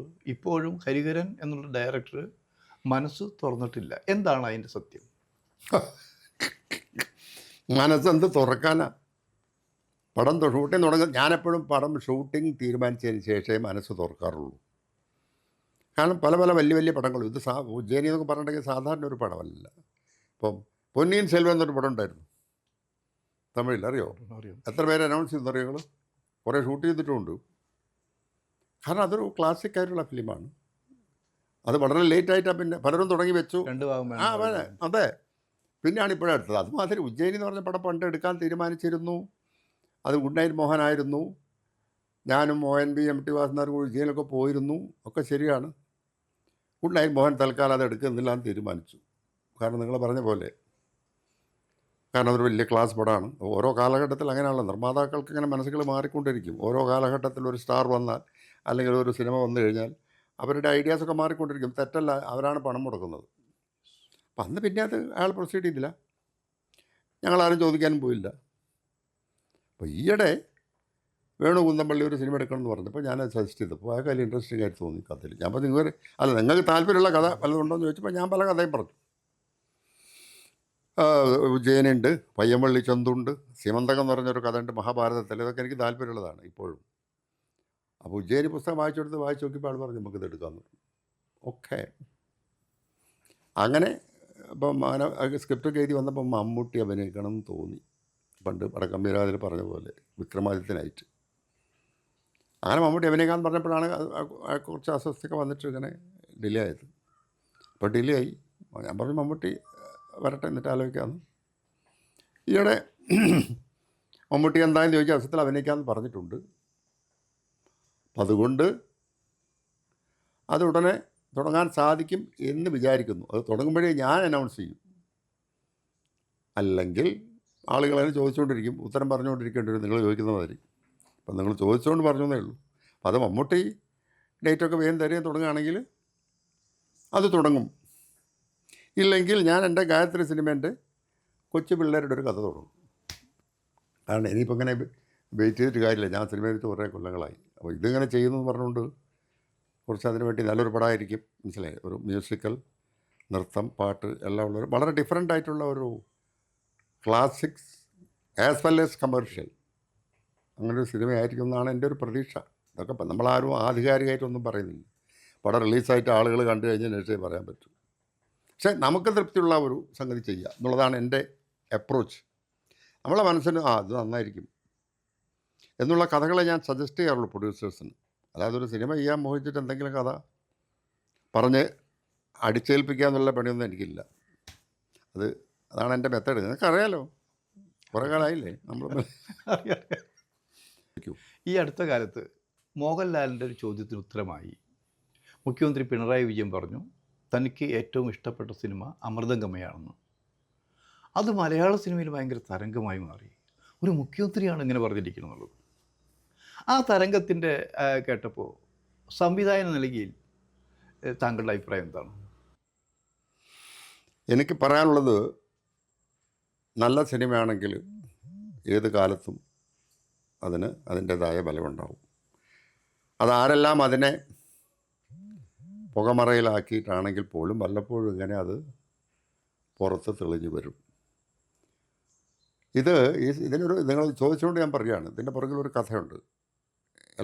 എല്ലാ സിനിമയുടെയും കഥയുടെ ഒരു കഥ എനിക്കുണ്ട്, കഥയുടെ കഥ. അപ്പോൾ പി.ആർ. പിള്ളയ്ക്ക് വേണ്ടി ഞങ്ങൾ കഥ ഇങ്ങനെ ആലോചിച്ചുകൊണ്ടിരിക്കുമ്പോൾ പിന്നെ പല കഥകളും ആലോചിച്ചുകൊണ്ടിരുന്നു. അപ്പോൾ ഈ റാങ്കിങ് എന്ന് പറഞ്ഞ ഒരു പ്രശ്നം എൻ്റെ മനസ്സിൽ എപ്പോഴും ഉള്ള സംഭവമായിരുന്നു. ഈ റാങ്കിങ്ങിനെ വെച്ചിട്ട് ഒരു സിനിമ എടുക്കണം എന്നുള്ളത് 1970-71 കാലഘട്ടത്തിൽ ശിവാജി ഗണേശനെ വെച്ചിട്ടൊരു പടം എടുക്കാൻ വേണ്ടി ഒരു പ്രൊഡ്യൂസർ വന്നു എൻ്റെ അടുത്ത്. അന്ന് ഞാനും മങ്കുംബാലകൃഷ്ണനായിരുന്നു. അപ്പോൾ മങ്കുംബാലകൃഷ്ണൻ സജസ്റ്റ് ചെയ്തു, നിങ്ങൾ ആ റാങ്കിങ്ങിൻ്റെ കഥ പറഞ്ഞു കൊടുത്താലോ. അങ്ങനെ ഞങ്ങൾ പോയി ശിവാജി ഗണേശനോട്, ഈ കഥയല്ല, ഈ കഥ പിന്നീട് ഉണ്ടായിട്ടുള്ളതാണ്, റാങ്കിങ്ങിനെ വെച്ച് വേറൊരു തമിഴിലേക്ക് പറ്റുന്ന രീതിയിലൊരു പറഞ്ഞു. അപ്പോൾ അന്ന് ശിവാജി ഗണേശൻ പറഞ്ഞു, റാങ്കിങ് എന്ന് പറയുന്നത് സ്റ്റുഡൻസിൻ്റെ അവകാശമാണ്. അപ്പം അതല്ല എന്ന് സ്ഥാപിക്കുന്ന മാതിരിയുള്ളൊരു സിനിമ ഞാൻ എടുത്താൽ എൻ്റെ ഫാൻസിന് ഇഷ്ടപ്പെടില്ലെന്ന്. അപ്പോൾ അതുകൊണ്ട് അന്ന് അത് നടന്നിട്ടില്ല. പിന്നെ വളരെ കാലം കഴിഞ്ഞിട്ടാണ് ഇങ്ങനെ, വളരെ വർഷങ്ങൾ കഴിഞ്ഞു. ഇപ്പോൾ ഞാൻ ഡയറക്റ്റ് ചെയ്ത് പല പടങ്ങളും ചെയ്തല്ലോ, പഞ്ചാഗ്നിയൊക്കെ കഴിഞ്ഞു. അങ്ങനെയാണ് പി.ആർ. പിള്ളയ്ക്ക് വേണ്ടിയിട്ട് ഇങ്ങനെ ആലോചിച്ചുകൊണ്ടിരിക്കുമ്പം കേരള ശബ്ദത്തിലൊരു ലേഖനം വന്നു. അതായത് കോഴിക്കോട് മെഡിക്കൽ കോളേജിൽ പഠിക്കുന്ന ഒരു സ്റ്റുഡൻറ്റ്, ഒരു നമ്പൂതിരി ബ്രാഹ്മണ കുമാരൻ, ഹാർട്ട് പേഷ്യൻ്റാണെന്ന് അറിയാതെ റാഗിങ്ങിൽ പെട്ടു മരിച്ചു പോയി. അപ്പോൾ ഇതെൻ്റെ മനസ്സിൽ ഉള്ളൊരു സബ്ജക്റ്റ് ആയതുകൊണ്ട് ഞാൻ ഈ ലേഖനം എം ടി വാസനാർക്ക് വായിച്ചു കൊടുത്തു. ഇത് വെച്ചിട്ട് ഒരു സബ്ജക്റ്റ് എടുത്താൽ എങ്ങനെ ഉണ്ടാവും എന്ന് ചോദിച്ചു. അപ്പോൾ എം ടി ആലോചിച്ചൊരു വീഡിയോ ഒക്കെ എത്തിച്ചിട്ട് ആലോചിച്ചു, ശരിയാണ്, റാഗിങ്. അതേ അവസരത്തിൽ മെഡിസിൻ കൂടി അതിനകത്ത്, മെഡിസിൻ്റെ ഡോക്ടേഴ്സ് അവരുടെ ഇതൊക്കെ ഉണ്ടല്ലോ, ആലോചിക്കാമെന്ന് പറഞ്ഞിട്ട്. അപ്പോൾ ഞാൻ പറഞ്ഞു, ഇങ്ങനെ ഈ ജീവിതത്തിലേക്ക് വരുമ്പോൾ ഈ കുടുംബത്തിനെ കണ്ടുമുട്ടുമ്പോൾ ഉണ്ടാകുന്ന മാനസിക സംഘർഷം ഉണ്ടാവുമല്ലോ, ഒരു കുട്ടികൾ കളിക്കുമ്പോഴാണല്ലോ ഈ ഇതൊക്കെ ചെയ്യുന്നത്. പക്ഷേ ജീവിതത്തിലേക്ക് വരുമ്പോൾ ആ കളി തമാശക്കുമാരി സീരിയസ് ആവും ജീവിതം. അപ്പോൾ ഉണ്ടാകുന്ന മാനസികാവസ്ഥയെ വെച്ചിട്ട് നമുക്ക് ആലോചിക്കാമെന്ന് പറഞ്ഞ് MT ആലോചിച്ച് ഞങ്ങൾ ഡിസ്കസ് ചെയ്തു. അപ്പോൾ അങ്ങനെ ഡിസ്കഷനൊക്കെ കഴിഞ്ഞതിന് ശേഷം ശരി ഞാനൊന്ന് എഴുതാമെന്ന് പറഞ്ഞു. MT ഒരു സ്ക്രിപ്റ്റ് എഴുതി കൊണ്ടുവന്നു മദ്രാസിൽ.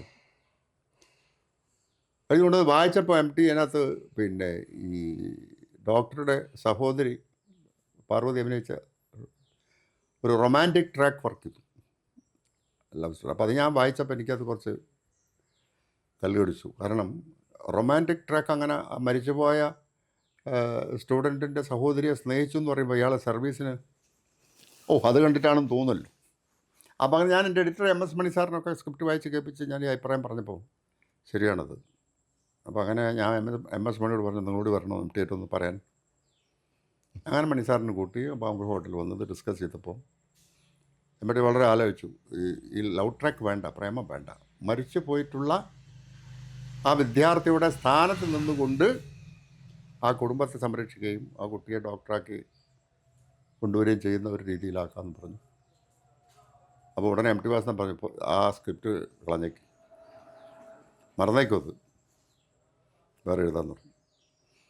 അങ്ങനെ മദ്രാസിൽ പാംഗ്രോ ഹോട്ടലിൽ 10 ദിവസം കൊണ്ട് വെച്ച് 10 ദിവസം കൊണ്ട് എഴുതി തീർത്തപ്പം ആണ് ഇന്നത്തെ അമൃതംഗമയുടെ രൂപമായത്. അന്ന് തന്നെ എല്ലാവർക്കും അഭിപ്രായം ഉണ്ടായിരുന്നു. മോഹൻലാലിൻ്റെ പെർഫോമൻസിനെ പറ്റി അന്നും ഇന്നും ഒരുപാട് ആളുകൾ അഭിപ്രായം പറഞ്ഞിട്ടുണ്ട്. ഏറ്റവും നല്ല പെർഫോമൻസാണ് അയാളുടെ ജീവിതത്തിലെന്ന് പലരും പറഞ്ഞിട്ടുണ്ട്. പക്ഷേ അതിനുള്ള അംഗീകാരങ്ങളൊന്നും നാഷണൽ ലെവലിലോ സ്റ്റേറ്റ് ലെവലിലോ കൊടുത്തിട്ടില്ല. പിന്നെ അവാർഡിൻ്റെ കാര്യമൊക്കെ നിങ്ങൾക്ക് അറിയാമല്ലോ, മനസ്സിലായില്ലേ? അതുകൊണ്ട് അപ്പോൾ ആ പടത്തിൽ സംവിധാനം ചെയ്തതിന് പലരും അതിൽ പല രംഗങ്ങളും ചെയ്തതിനെ പറ്റി മോഹൻലാലിനെ അറ്റാക്ക് ചെയ്യുന്നുണ്ട് കുറേ ആളുകൾ അല്ലേ. ആ അറ്റാക്ക് ചെയ്യുന്നവരെ കാണിക്കാണ്ട് ഞാൻ വർക്കൗട്ട് ചെയ്തിട്ടുണ്ട് അതിൻ്റെ ഇതിലൊക്കെ. അതിനെപ്പറ്റി അഭിപ്രായങ്ങളുണ്ടായിരുന്നു, വളരെ നല്ല അഭിപ്രായമുണ്ട് പടത്തിനെ പറ്റി. പക്ഷേ ആരും അത് അംഗീകാരങ്ങളൊന്നും കിട്ടിയിട്ടില്ല. അതിനെപ്പറ്റി പിന്നെ എനിക്കത്ര പ്രതീക്ഷയില്ല. നമുക്ക് ഈ അംഗീകാരങ്ങളൊന്നും കിട്ടുന്നതിനെ പറ്റി ശ്രദ്ധിക്കാറില്ല. പക്ഷേ അതിപ്പോൾ 40 വർഷം കഴിഞ്ഞിട്ടും മോഹൻലാൽ എത്ര പടത്തിൽ അഭിനയിച്ചിരിക്കുന്നു, അതൊന്നുമില്ലാതെ ഇതാണ് ഇഷ്ടപ്പെട്ടതെന്ന് പറയുമ്പോൾ അതൊരു വലിയ റെക്കഗ്നേഷൻ തന്നെയാണ്. അതിൽ ആ ഒരു സംശയമൊന്നുമില്ല.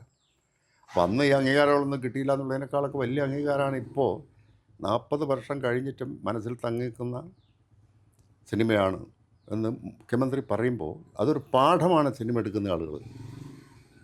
അത്ര സോഷ്യൽ ഇഷ്യൂസ് മനുഷ്യൻ്റെ മനസ്സിനെ സ്വാധീനിക്കുന്ന അത്തരം പടങ്ങളാണ് കാലത്തെ അതിജീവിച്ച് നിൽക്കുകയുള്ളൂ എന്നുള്ളതിൻ്റെ ഒരു പ്രഖ്യാപനമാണ് മുഖ്യമന്ത്രി നടത്തിയിട്ടുള്ളത്.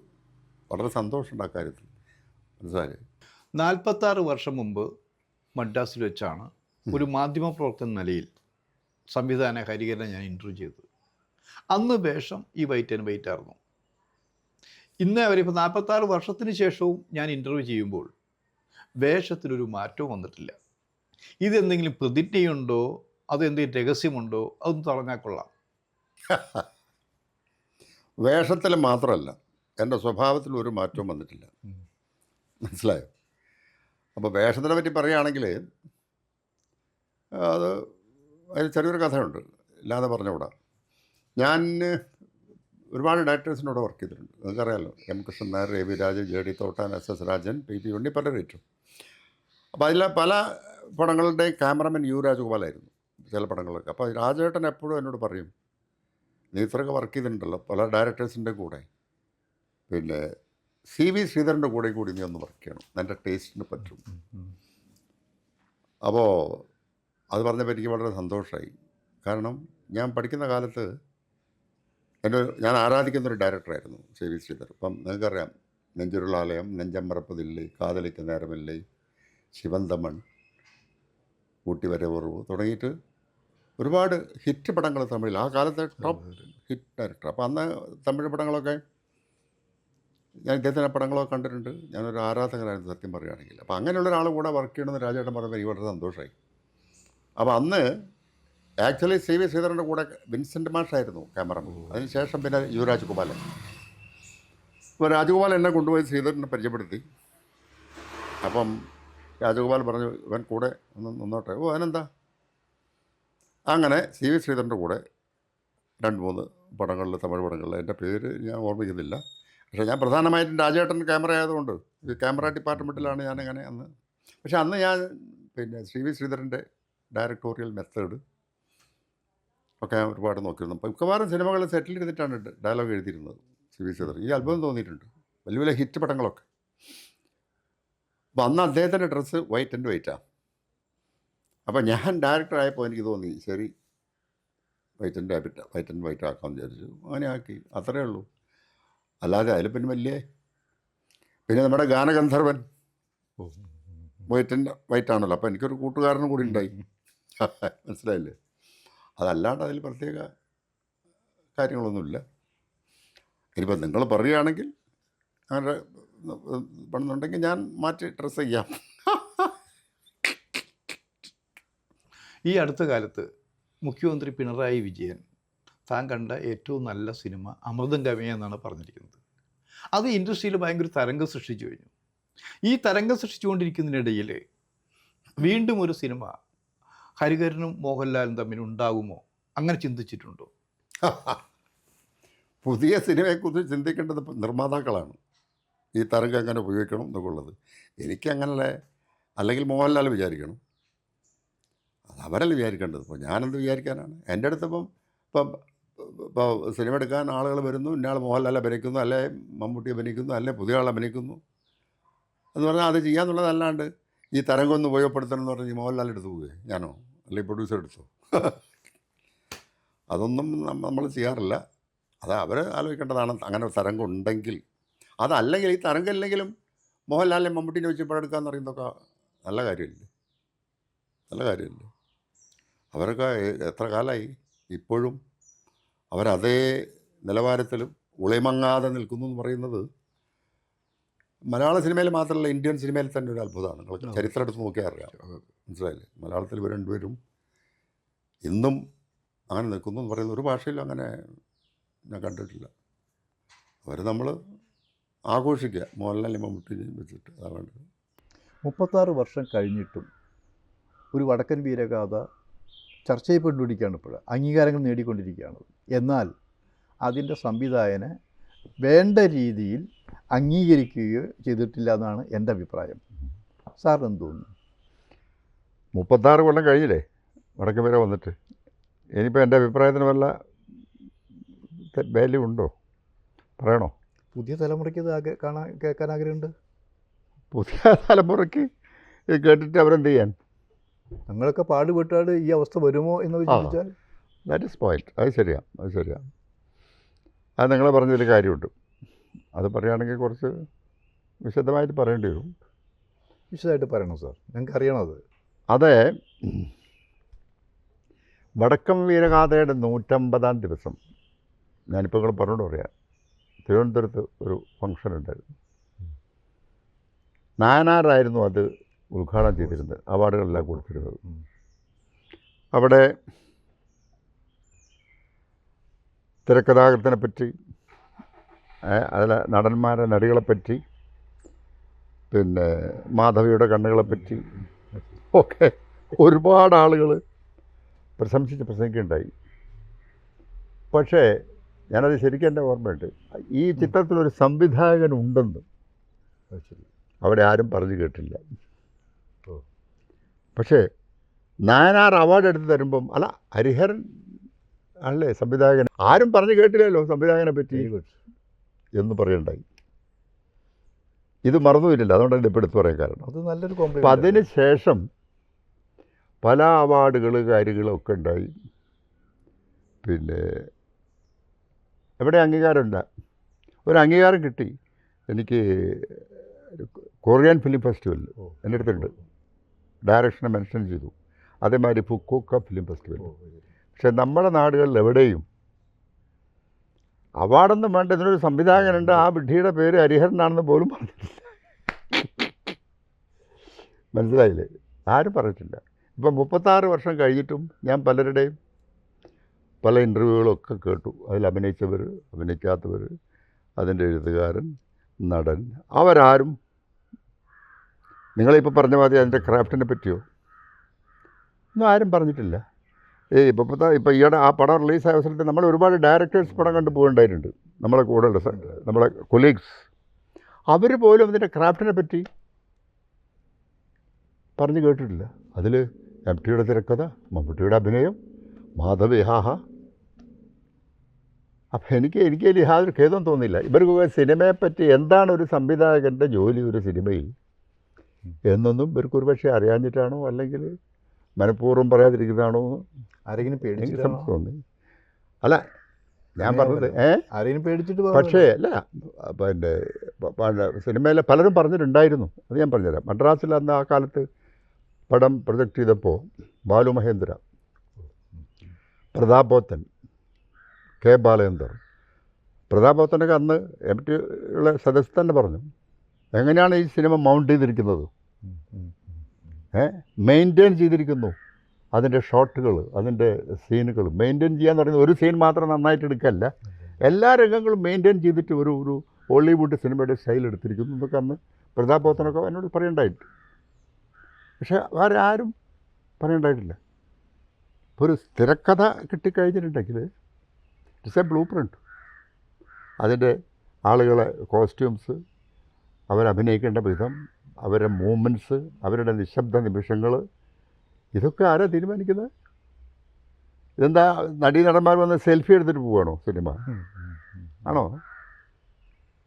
അതിനൊരു ഡയറക്ടർ തന്നെയാണ് അത് ചെയ്യുന്നത്. ഇപ്പോൾ ഫോർ എക്സാമ്പിൾ ഇപ്പോൾ അതിനകത്ത് തന്നെ പല രംഗങ്ങളുമുണ്ട്. ഇപ്പോൾ നിങ്ങൾ യുദ്ധം, അതെ അതെ, ആ യുദ്ധം എടുക്കുന്നതിന് ഞാൻ ഡയറക്ടർ വേറൊരു ട്രീറ്റ്മെൻറ്റ് ഉണ്ടാക്കണം, ഷോട്ട് ബൈ ഷോട്ട്. ഇപ്പോൾ പഴശ്ശിരാജ ഫോർ എക്സാമ്പിൾ, പഴശ്ശിരാജ എഴുതി ഒളിപ്പോരുണ്ട്, പിന്നെ പനമ്പരംകോട്ട യുദ്ധമുണ്ട്, ക്ലൈമാക്സ് യുദ്ധമുണ്ട്. ഇതിനൊക്കെ സെപ്പറേറ്റ് ആയിട്ട് നമ്മൾ എങ്ങനെയാണെന്നുള്ളത് പിന്നെ ഒരു സ്ക്രീൻ പ്ലേ അതിനുണ്ടാക്കിയിട്ടാണ് ഇതൊക്കെ എടുക്കുന്നത്. ഇതൊക്കെ സംവിധായകൻ്റെ ജോലി തന്നെയാണ്.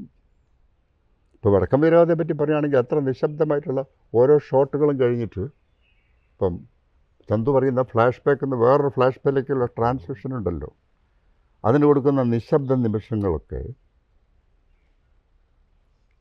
ആരാത് എടുക്കുന്നത്, ആരാത് നിയന്ത്രിക്കുന്നത്? ഡയറക്ടർ. അറിയില്ല നിങ്ങൾക്ക്? അറിയാഞ്ഞിട്ടാണോ അല്ലെങ്കിൽ അറിയില്ല എന്ന് ഭാവിക്കുകയാണോ? പക്ഷേ എന്നെപ്പറ്റി അറിയേണ്ടവരറിഞ്ഞിട്ടുണ്ട്. അവർക്ക് അതിനെപ്പറ്റിയുള്ള പിന്നെ കോംപ്ലിമെൻറ്റ് നമുക്ക് തന്നിട്ടുണ്ട് പലരും, അത് പറയുന്നില്ല. പിന്നെ അവാർഡിനെ സംബന്ധിച്ചിടത്തോളം എനിക്കത്ര അവാർഡ് അത് പറഞ്ഞ പോലെയാണ്. അവാർഡ് ഇപ്പോൾ വടക്കം വീരഗാഥയ്ക്ക് അവാർഡ് കിട്ടിയില്ല എന്ന് പറയുന്നതൊക്കെ പലരും എന്നെ ആക്ഷേപിച്ചിട്ടുണ്ട്. എന്തുകൊണ്ട് കിട്ടിയില്ല, എന്തുകൊണ്ട് എന്നോട് ചോദിച്ചാൽ എന്താ അതിനോട് ചിന്ത കാര്യം? എല്ലാവർക്കും അവാർഡുണ്ട്. ഇവരെ എല്ലാം നിയന്ത്രിക്കുന്നത് ഡയറക്ടർ തന്നെയാണ്. എഴുത്തുകാരനെ, ക്യാമറാമാനെ ഞാൻ പറയുന്ന സ്ഥലത്ത് വെച്ചിട്ടാണ് ഷോട്ട് എടുക്കുന്നത്. കാരണം ഞാനിത് പഠിച്ചിട്ടുണ്ട്. മനസ്സിലായോ? 8-9 പ്രഗത്ഭരായ ഡയറക്ടർ കൂടെ പഠിച്ചിട്ടാണ് ഞാൻ ക്യാമറയുടെ ആംഗിൾ പറയുന്നത്. അവിടെ വെച്ചിട്ടാണ് ക്യാമറമാൻ ഫോട്ടോ എടുക്കുന്നത്. ഞാൻ പറയുന്ന മാർക്കിനനുസരിച്ചാണ് എഡിറ്റ് ചെയ്യുന്നത്. കാരണം ഞാൻ പഠിച്ചിട്ടുണ്ട്, അതുകൊണ്ടാണ്. പഠിക്കാത്ത ആളുകൾക്ക് അതില്ല. അപ്പോൾ അതിൻ്റെ എല്ലാ വിഭാഗങ്ങളിലും ഇപ്പോൾ വടക്കം വീരഗാഥയിൽ പാട്ട് വേണ്ടെന്ന് പറഞ്ഞു. MT വാസുദേവൻ പറഞ്ഞു, പിന്നെ മമ്മൂട്ടിയും പറഞ്ഞു പാട്ട് വേണ്ട. പിന്നെ ഒരു മനോഹരമായ അല്ല, പാട്ട് വേണ്ട, അത് ഉദയാചൂടിൻ്റെ പടം മാതിരി ആയി പോകുന്നു. ഞാൻ പറഞ്ഞില്ലല്ല, ഇതൊക്കെ ഞാൻ അവരൊക്കെ ഉള്ളിടത്ത് തന്നെ പറഞ്ഞിട്ടുണ്ട്. ഞാൻ പറഞ്ഞു 4 പാട്ട് ഞാൻ വെക്കാം, പാട്ടിട്ട് പിക്ചറൈസ് ചെയ്ത് ഇടാം, വേണ്ട നിങ്ങൾക്ക് തോന്നുകയാണെങ്കിൽ കട്ടി ദൂരെ കളയെന്ന് പറഞ്ഞു.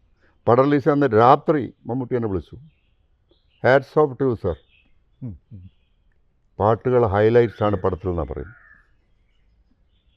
ഈ പാട്ട് എങ്ങനെയാണ് പിക്ചറൈസ് ചെയ്യുന്നത്, ഇതിൻ്റെ ഗാനം എന്താണ്, അതിൻ്റെ സിറ്റുവേഷൻ എന്താണ്, ആ ഗാനത്തിൽ എന്താ ആശയം വരണം, ഇതൊക്കെ ആരാ തീരുമാനിക്കുന്നത്? എൻ്റെ സിനിമയിൽ ഞാനാണ് അത് പിക്ചറൈസ് ചെയ്തത്. കണ്ടിട്ടുണ്ടോ നിങ്ങൾ? ഇതിൻ്റെ ഷോട്ടുകളൊക്കെ ആരാ തീരുമാനിക്കുന്നത്? ആരാ? ഞാൻ ലൊക്കേഷനിൽ എത്ര അല്ല, മാധവി അഭിനയിക്കുമ്പോൾ അവളാണോ തീരുമാനിക്കുന്നത് ഷോട്ട്, അല്ലെ മമ്മൂട്ടിയാണോ? ആണോ? അപ്പോൾ ആ പാട്ട് പിക്ചറൈസ് ചെയ്തൊക്കെ അതിമനോഹരമാണെന്ന് ഇപ്പോഴും പറയുന്നു. അപ്പോൾ ഡയറക്ടറുടെ ജോലി എന്താണ് ഒരു സിനിമയിൽ നിന്നുള്ളത് നമ്മുടെ ആളുകൾക്ക് ഒരു പക്ഷേ അറിയാഞ്ഞിട്ടായിരിക്കും പാവം, അല്ലെങ്കിൽ അറിഞ്ഞിട്ടും ഉറക്കം നടിച്ചിരിക്കുക. പിന്നെ ഒരു ഒരു ഒരു ഒരു ഇപ്പോൾ ട്രീറ്റ്മെൻറ്റ് എന്ന് പറയുന്നത് സ്ക്രീൻ പ്ലേ എഴുതുന്നതും ഡയറക്ടറെ ഡിസ്കസ് ചെയ്തിട്ടാണ് ഞങ്ങളൊക്കെ. അല്ലാണ്ട് പിന്നെ ഒരു സ്ക്രിപ്റ്റ് എഴുതി തന്നു, അതങ്ങനെ എടുക്കല്ലോ, അത് വായിച്ച് നോക്കിയിട്ട് കുറേ മിഡ്ഷോട്ടും ക്ലോസപ്പും കട്ട് ചെയ്ത് മുറിച്ചിട്ട് എടുക്കുന്ന ആളല്ല ഞാൻ. അപ്പോൾ പഴശ്ശിരാജയിലൊക്കെ പല രംഗങ്ങളും മാറ്റി എഴുതിക്കേണ്ടി വന്നിട്ടുണ്ട്. ഫോർ എക്സാമ്പിൾ, പിന്നെ ഒരു രംഗത്ത് പിന്നെ ശരത് കുമാറിനെ, മനോജ് ഗേജനെ, പിന്നെ മറ്റെന്താണ് പത്മപ്രിയ ഒക്കെ ഇൻട്രൊഡ്യൂസ് ചെയ്യുന്നുണ്ട്.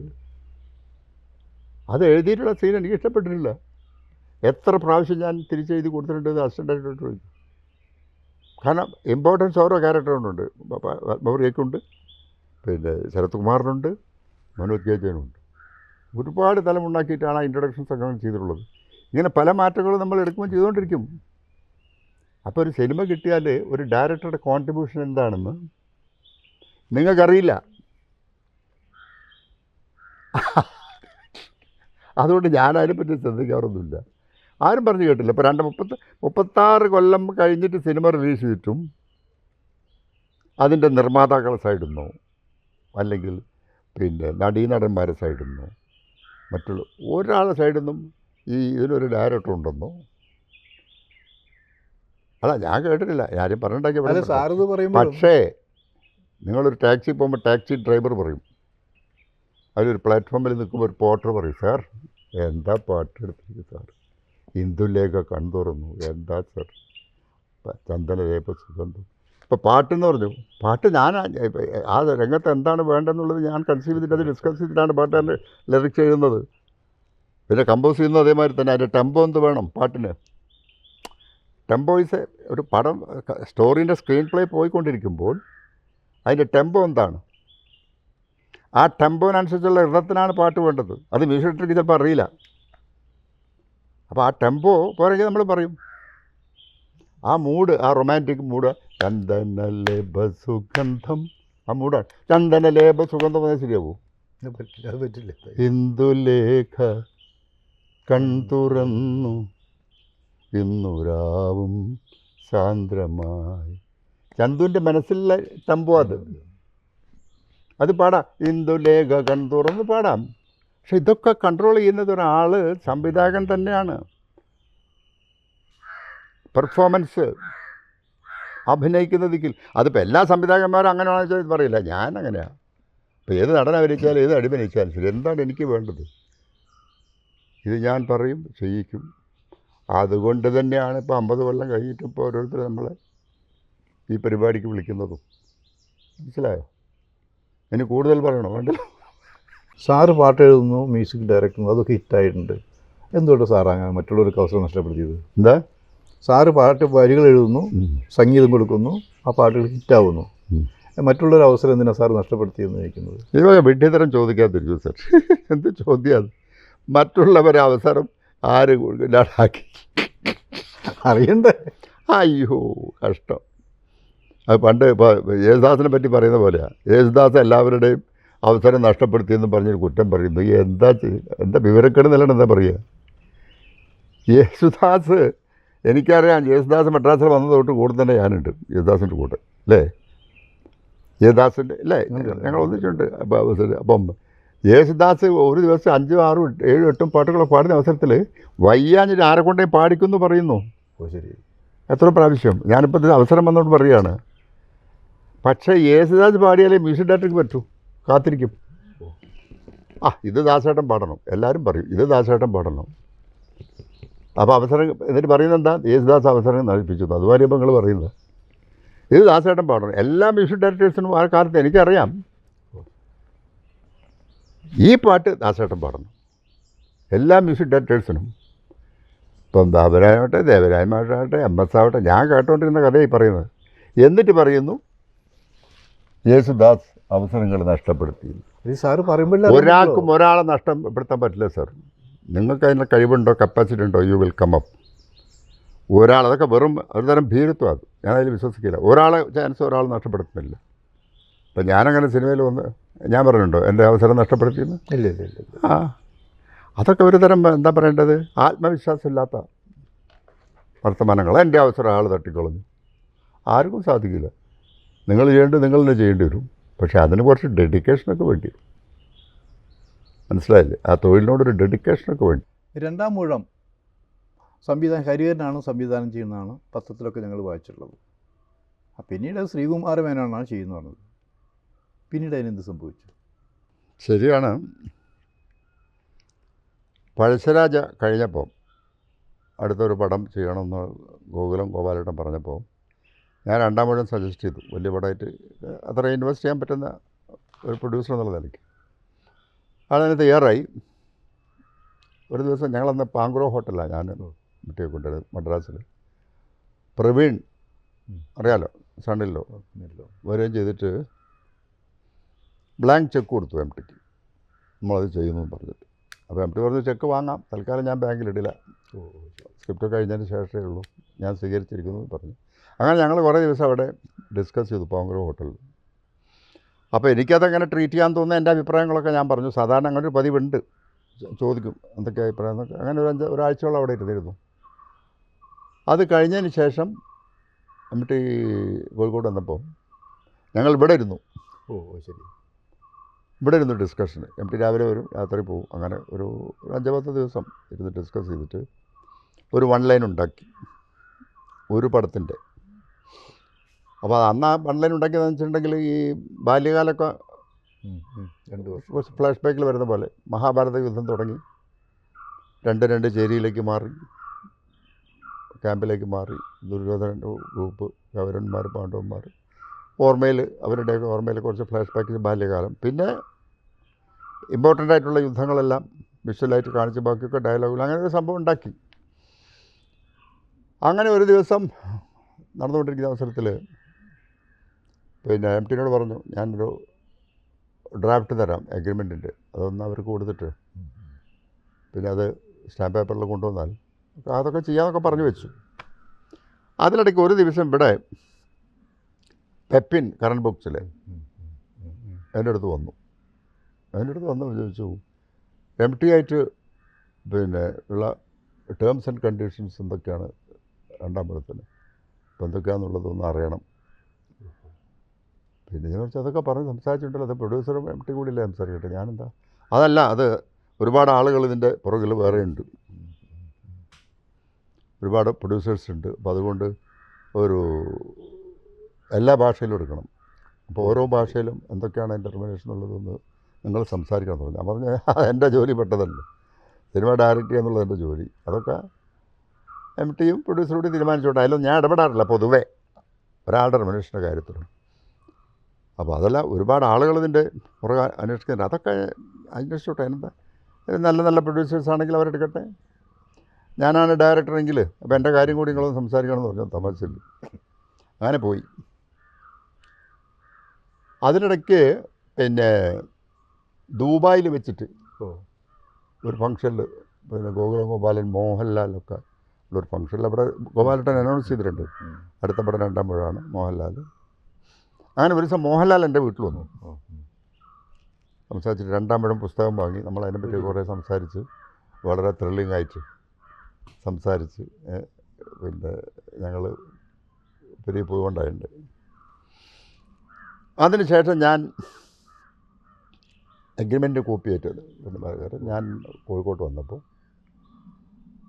അപ്പോൾ എം ടി എന്നോട് പറഞ്ഞു, ഒരു കാര്യമുണ്ട്, ഇത് ഒരു പടത്തിൽ ഒതുങ്ങുകയില്ല, 2 പടത്തിൽ ആയിട്ടെടുക്കണം, പിന്നെ അത് ഗോപാലനോട് ചോദിക്കണം തയ്യാറാണോ എന്ന്, പല രംഗങ്ങളും മിസ്സാവും. അപ്പോൾ അതങ്ങനെ അവസരത്തിൽ എന്നോടായിരിക്കും ആളുകൾ ആക്ഷേപം പ്രകടിപ്പിക്കുക, അതുകൊണ്ട് 2 പടമാക്കണം, അതിന് തയ്യാറുണ്ടോ എന്നോട് പറയണ്ടായി. അപ്പോൾ പെപ്പിൻ വന്നതിൻ്റെ റിയാക്ഷൻ, ആഫ്റ്റർ എഫക്റ്റ് എന്താണെന്നുള്ളത് ഞാൻ ഊഹിക്കണ്ടായി. ഞാൻ പറഞ്ഞു ശരി, അങ്ങനെ തന്നെയാണ് വേണ്ടത്, പറ്റുമെങ്കിൽ 2 പേരാക്കാൻ നല്ലതാണ്, നല്ല കാര്യമാണ്, നഷ്ടപ്പെടാൻ പറ്റില്ല. ഞാൻ ഐ വിൽ ഡിസ്കസ് വിത്ത് ഗോപാലേട്ടൻ എന്നിട്ട് പറയുന്നു. ഗോപാലേട്ടനായിട്ട് ഞാൻ സംസാരിച്ചു. അപ്പോൾ ഗോപാലേട്ടനോട് ചോദിച്ചു, എന്താ നിങ്ങളെ അഭിപ്രായം എന്താ?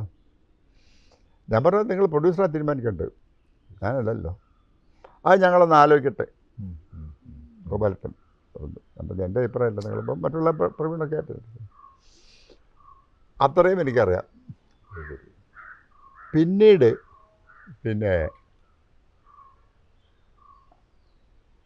അതിൻ്റെ ശ്രീകുമാർ മേനോൻ, ആരാ ശ്രീകുമാർ മേനോൻ, അയാളുടെ ഒരു ഇൻ്റർവ്യൂ ആയിട്ടാണ് ഞാൻ വായിക്കുന്നത്. ഇൻ്റർവ്യൂ അതോ 2 പല മഹാരഥന്മാരും സ്ക്രിപ്റ്റിന് വേണ്ടി പോയിട്ട് അത് കൊടുത്തിരുന്നില്ല, ഞാൻ വായിച്ചിട്ടുണ്ട്. അത് ഞാൻ ചെന്ന് ചോദിച്ചപ്പോൾ എനിക്ക് തന്നു. അപ്പോൾ ആ മഹാരഥന്മാരൊക്കെ എനിക്ക് മനസ്സിലായി. പിന്നെ